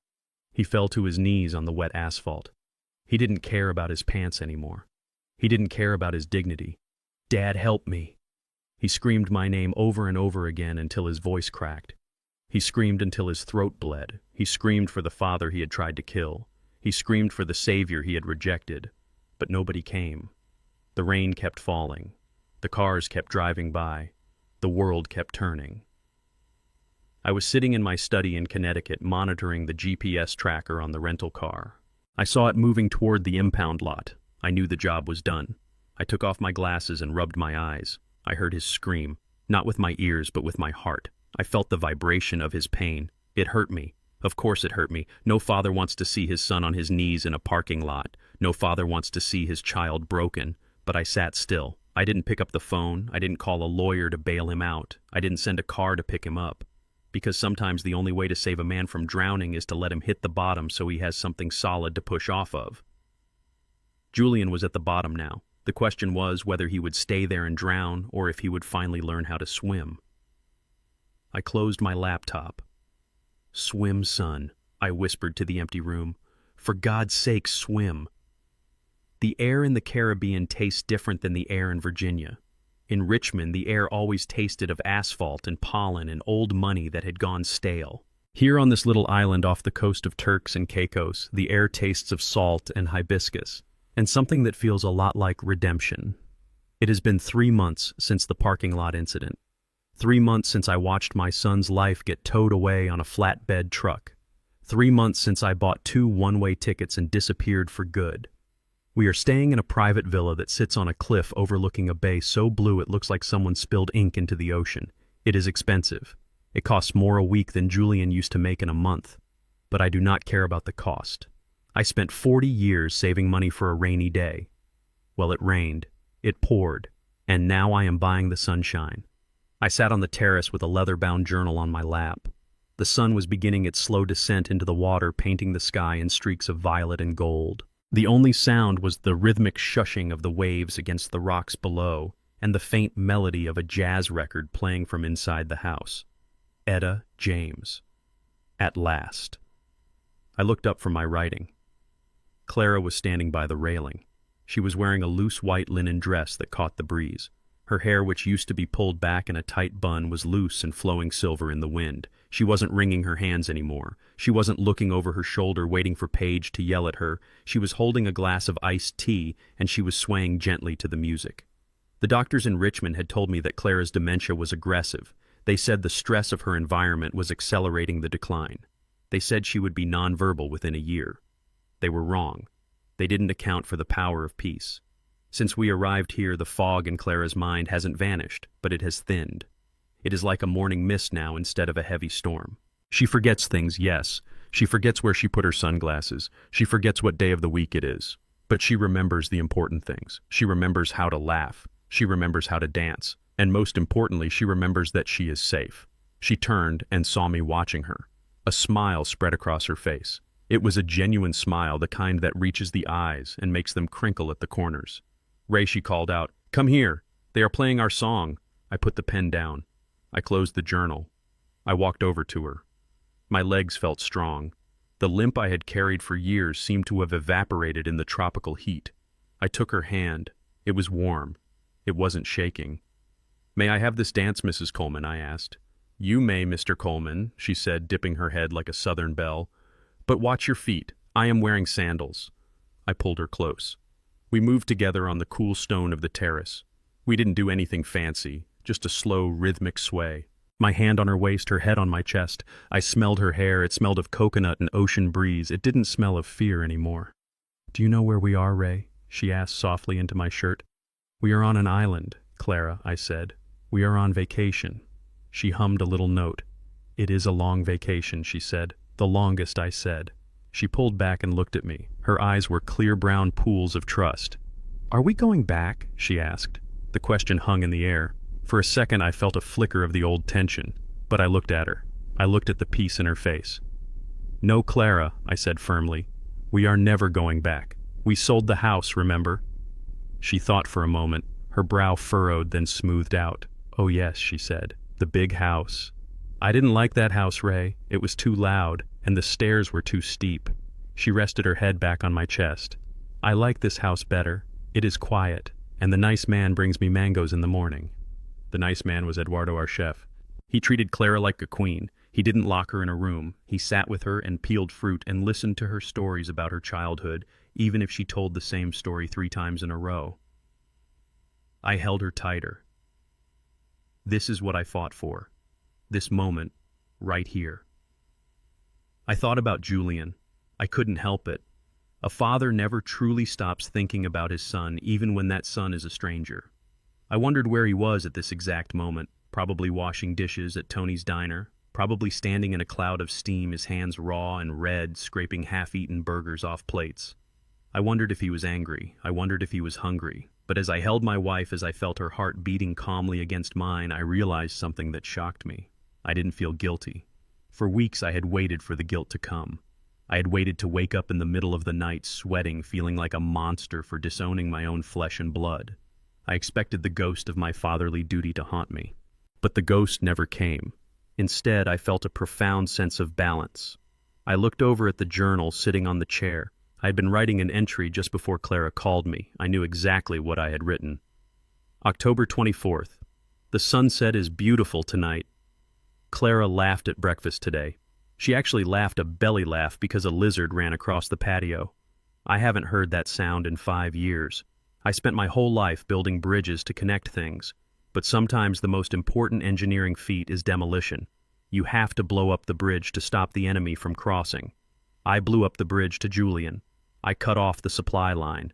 And because I did that, the enemy cannot reach us. My wife is alive, my granddaughter is safe at school, and I am standing here breathing. People will say I am cold. They will say I am ruthless. Let them say it. They didn't sit in that hospital room and listen to their son plan their death. They didn't see their wife drinking water from a bathroom tap because she was locked in a guest room. I chose. I chose the woman who built a life with me over the man who wanted to sell it, and I would make that choice again every single day of the week. The song ended. The needle lifted off the record. Clara sighed contentedly. "My feet are tired, Ray," she said. "Let's sit down," I said. I led her to the lounge chairs. I poured her more tea. She took a sip and looked out at the horizon where the sun was just a sliver of fire dipping into the sea. "Ray," she said. "Yes, Clara. Where is the boy?" I froze. She hadn't asked about Julian in weeks. "Which boy, Clara?" I asked carefully. "The loud one," she said. "The one who was always asking for money. The one with the nervous eyes." "Julian," I said. "Yes, Julian," she said, testing the name. "He isn't here, is he?" "No, Clara," I said. "He is back in Virginia. He has a job now. He is working." Clara nodded slowly, processing this information. "That is good," she said. "He needed a job. He never finished anything, Ray. Remember the tree house you built him? He never painted it. He just wanted to sit in it." She looked at me with a lucid intensity that pierced right through me. "You did the right thing, Ray." I stared at her. "What did you say?" "You did the right thing," she repeated. "You stopped giving him the candy. If you give a child too much candy, his teeth rot. Julian's soul was rotting, Ray. You had to stop." She patted my hand. "Don't be sad about it. You saved him from himself." I felt a lump in my throat. Even in her confusion, even through the fog of dementia, she understood the fundamental truth that Julian had missed. She understood that saying no was an act of love. "Thank you, Clara," I whispered. We sat in silence as the stars began to come out. They were brighter here than anywhere else. Without the city lights polluting the sky, the Milky Way looked like a river of diamond dust. My phone buzzed on the table. I picked it up. It was a video call request. "Mia," I smiled. I accepted the call. Mia's face filled the screen. She was wearing her school uniform, a blazer with the St. Augustine crest. She was sitting in her dorm room, which was decorated with posters of horses. "Hi, Grandpa. Hi, Grandma," she chirped. "Hi, baby girl," I said. "How was school?" "It was awesome," Mia said. "I got an A on my history test. And guess what? I learned how to ride English saddle today. The instructor said I have natural balance. That is the Coleman blood," I said. "We are builders. We understand balance." "Look," Grandma Mia said, holding up a drawing. "I drew this for you. It is a palm tree." Clara leaned in close to the phone, squinting. "It is beautiful, Mia," she said. "It looks just like the ones here. When are you coming to see us?" "Thanksgiving." "Grandpa," said Mia answered. "He is sending the plane for me." "That is right," I said. 1 month, astronaut. You and me and Grandma and the beach is Dad coming?" Mia asked quietly. I looked at her. I didn't lie. "No, Mia," I said. "Dad has to work. He has a lot of debt to pay off. He is learning how to be responsible." Mia nodded. She didn't look sad. She looked accepting. "Okay," she said. "Tell him I said good luck." "I will," I said. We talked for a few more minutes, then she had to go study. I hung up the phone. I looked at Clara. She was dozing off in the chair. I picked up my journal again. I uncapped the pen. I wrote one last line for the day. The foundation is settled. The cracks are repaired. The house is standing. I closed the book. I stood up and walked to the edge of the terrace.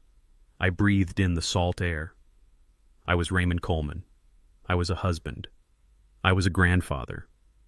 And for the first time in a long time, I was a free man. I raised my glass to the moon. To the builders I whispered, and to the strength to tear it down when it goes wrong. I took a sip. It tasted like victory. Time is a funny architect. It takes years to build a reputation and seconds to demolish it, but it takes a lifetime to rebuild a human soul from the rubble. 1 year had passed since the day I watched my son scream for me in a rainy parking lot. 1 year of silence. 1 year of peace. I had come back to the States alone. Clara stayed on the island. She was happy there, watching the hummingbirds and forgetting the names of the people who had hurt her.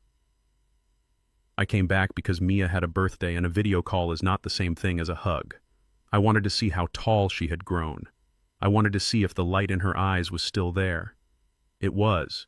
She was 11 now, taller, smarter. She walked with a confidence that made my chest swell. We had spent the morning at the aquarium, and now she wanted to see a movie. Some superhero blockbuster where the good guys win and the bad guys go to jail. Life is rarely that simple, but for 2 hours in a dark theater we could pretend it was. The theater was one of those old restored palaces downtown, the kind with velvet ropes and the smell of real buttered popcorn. It was raining outside, a cold gray drizzle that reminded me of the day I left. We walked into the lobby. It was crowded, teenagers on dates, families trying to wrangle toddlers. The noise was a dull roar of excitement. Mia was holding my hand. She didn't pull away, even though she was getting to that age where holding your grandfather's hand isn't cool. She pointed at the concession stand. "Can we get the big bucket, Grandpa?" she asked. "We can get the bucket and the candy," I said. I bought the tickets at the kiosk. I didn't want to talk to anyone. I just wanted to get in, sit down, and disappear into the story. We walked toward the entrance of the auditorium. There was a podium there. A staff member was standing behind it, scanning tickets. He was wearing a purple vest that was a little too tight around the shoulders and a name tag that hung crookedly on his chest. He was looking down at a scanner in his hand, moving with the mechanical exhaustion of someone who has done the same motion 1,000 times today. "Ticket, please," he mumbled, without looking up. I froze. I knew that voice. It wasn't the booming, arrogant voice of the man who used to yell at waiters for bringing the wrong wine. It wasn't the desperate, screaming voice of the man in the parking lot. It was a flat, hollow voice. The voice of a man who has been ground down by the friction of survival. I stopped. Mia stopped beside me. "Come on, Grandpa," she said, tugging my arm. "The movie is starting." I didn't move. I looked at the man in the purple vest. He was thinner. His hair, the hair he used to spend $200 a month styling, was gray at the temples and cut short in a cheap barbershop style. His face was lined. He looked 10 years older than the last time I saw him. He had circles under his eyes that spoke of double shifts and sleeping in bad beds. He was checking the tickets of the couple in front of us. He tore the stubs. He pointed to the left. "Enjoy the show," he said robotically. Then he turned to me. "Ticket pull." The words died in his throat. He looked up. He saw the boots first. My leather work boots, then the jeans, then the jacket, then the face. Julian stopped breathing. I saw the reaction ripple through his body. It was like watching a deer realize it has walked into a clearing with a wolf. His eyes went wide. His hand holding the scanner trembled. He took a half step back, almost knocking over the podium. He looked at me. Then he looked at Mia. Mia didn't recognize him at first. She hadn't seen him in a year. And this man in the uniform didn't look like the father she remembered. The father she remembered wore suits and smelled of cologne. This man smelled of artificial butter and cleaning spray. Then she saw his eyes. "Dad," she whispered. Julian flinched. The sound of his name seemed to hit him like a physical blow. I watched him. I waited for the old Julian to appear. I waited for the anger. I waited for him to puff up his chest and start shouting about how I stole his life. I waited for him to beg. I waited for him to ask for money or a ride or a lawyer. But the old Julian wasn't there. The old Julian had died in that parking lot. The man standing in front of me was ashamed. His face turned a deep crimson. He couldn't hold my gaze. He looked down. He stared at his cheap black shoes. He hunched his shoulders, trying to make himself smaller, trying to disappear inside that purple vest. He looked like he wanted the floor to open up and swallow him whole. He didn't say a word. He didn't try to touch Mia. He didn't try to explain. He just stood there paralyzed by the weight of his own reality, colliding with the life he had thrown away. I looked at his hands. They were rough. The manicured fingernails were gone. There were calluses on his palms, a burn mark on his thumb, probably from a hot popcorn kettle. They were working hands. For the first time in his 39 years, my son had the hands of a man who earned his bread. I felt a strange sensation in my chest. It wasn't pity. Pity is cheap. Pity looks down on people. This wasn't pity. It was respect. A grudging, hard-won respect. He hadn't curled up and died. He hadn't gone to prison. He had gotten a job. A humble job. A hard job. But a job. He was standing on his own 2 feet. Mia looked at me. She looked scared. She didn't know what to do. I squeezed her hand. "Give him the ticket, Mia," I said softly. Mia reached out. Her hand was shaking a little. She held the paper ticket out to him. Julian looked at the ticket. He looked at his daughter's hand. He took a shaky breath. He reached out. His hand touched hers for a split second. I saw him close his eyes briefly, savoring the contact. He took the ticket. He scanned it. Beep. He didn't tear it. He handed it back to her. He didn't trust his voice to speak. He just nodded. Then he looked at me. He held out his hand for my ticket. He still didn't look me in the eye. He looked at my chin. I reached into my pocket. I didn't pull out the ticket. I pulled out my money clip. I peeled off a single bill, a crisp $100 bill. Benjamin Franklin looked back at me, stern and serious. I held it out to him. Julian saw the money. He froze. He looked up at me then. His eyes were filled with confusion and a flicker of the old pride. Was I mocking him? Was I buying him off? He shook his head slightly. "I can't," he whispered. His voice was barely audible over the noise of the lobby. I didn't pull the money back. I stepped closer. "Take it," I said. Julian looked at the people in line behind me. He looked at his manager, who was watching from the concession stand. He was terrified of making a scene. He was terrified of losing this job. I took his hand. It was cold. I pressed the bill into his palm and closed his fingers around it. "It isn't a gift, Julian," I said. My voice was low just for him. He looked at me confused. "Then what is it?" he asked. "It is a tip," I said, "for doing the job." I looked him straight in the eye. I wanted him to understand. "You are showing up," I said. "You are standing here. You are working. That is worth something." I let go of his hand. "Keep the change," I said. Julian looked down at the money in his hand. He looked at it like it was a holy relic. It wasn't millions. It wasn't a trust fund. It was $100. But in that moment, it was the most valuable money he had ever held because it was the first money that came with a lesson attached. He swallowed hard. His Adam's apple bobbed. "Thank you," he whispered. He didn't say Dad. He just said thank you. I nodded. I handed him my ticket. He scanned it. Beep. Enjoy the movie, he said. His voice was stronger this time, not arrogant, just steady. I turned to Mia. Let's go astronaut, I said. We walked past him into the dark hallway leading to Theater 4. Mia looked back once. I didn't. I kept walking. Grandpa, she whispered when we were in the dark. That was Dad. Yeah, I said. That was him. Why is he working here? She asked. Because he has to, I said. Is he poor? She asked. I thought about it. I thought about the man I had just seen. A man stripped of his vanity. A man learning the value of $1 the hard way. A man who felt shame, which meant he finally had a conscience. No, Mia, I said as we found our seats. He isn't poor. He is just starting over. And starting over is the hardest work there is. I sat down in the plush seat. The screen lit up. The trailers began to play. Loud explosions and dramatic music filled the room, but my mind was back in the lobby. I touched the empty spot in my pocket where the $100 used to be. I didn't regret giving it to him, and I didn't regret walking away. He was climbing the mountain now. He was at the very bottom, looking up at a peak that seemed miles away. But he was climbing, and for the first time in his life, he was doing it without a safety rope. If he made it to the top, if he truly rebuilt himself, maybe one day we could talk. Maybe one day he could come to the island. But not yet. He had a lot of tickets to tear before he earned that view. I put my arm around Mia. She leaned her head on my shoulder. Here comes the hero, she whispered, pointing at the screen.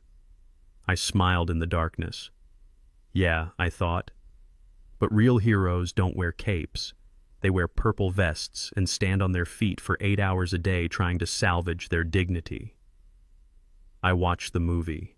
And for the first time in a year, I didn't worry about my son. He was going to be all right. He was finally learning the one thing I couldn't teach him with a checkbook. He was learning how to be a man. The ink on the documents was still wet when I set the pen down on the mahogany desk.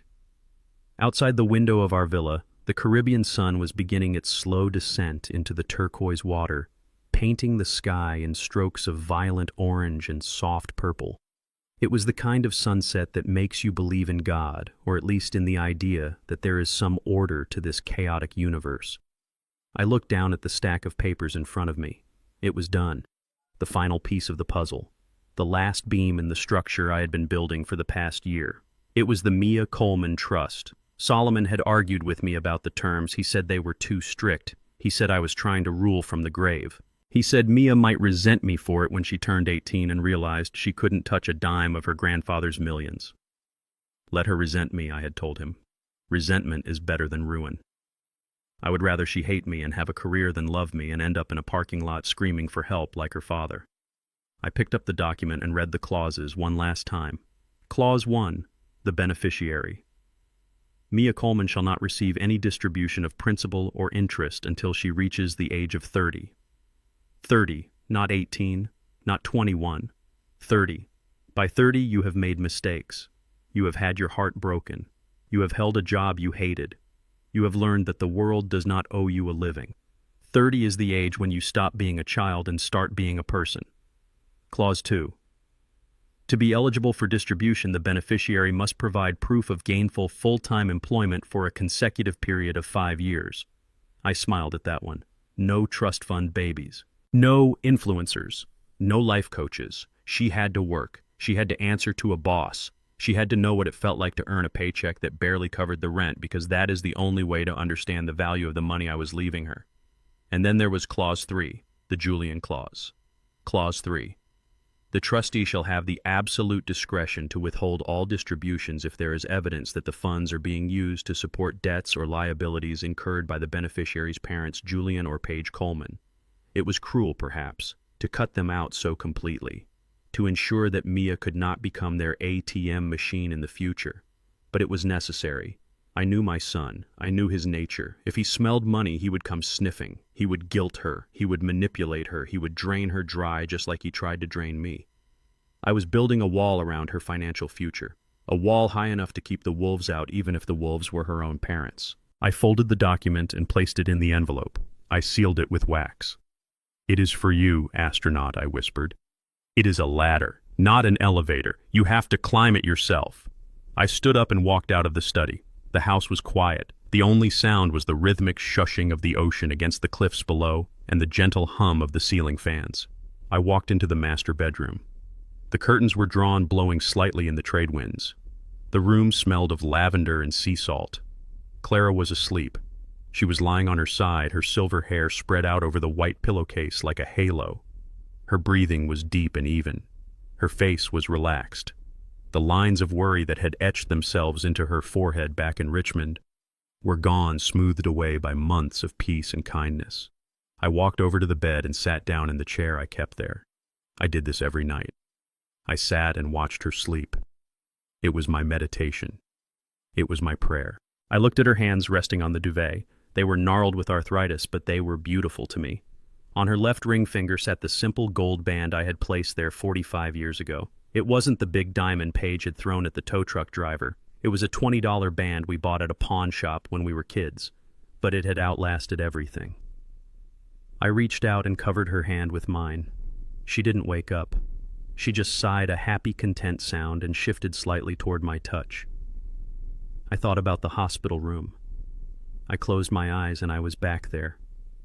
The smell of antiseptic, the beep of the monitor, the feeling of being trapped in my own body, unable to scream while my son and his wife stood over me plotting. Shady Acres. That was the name that had started the war. Shady Acres.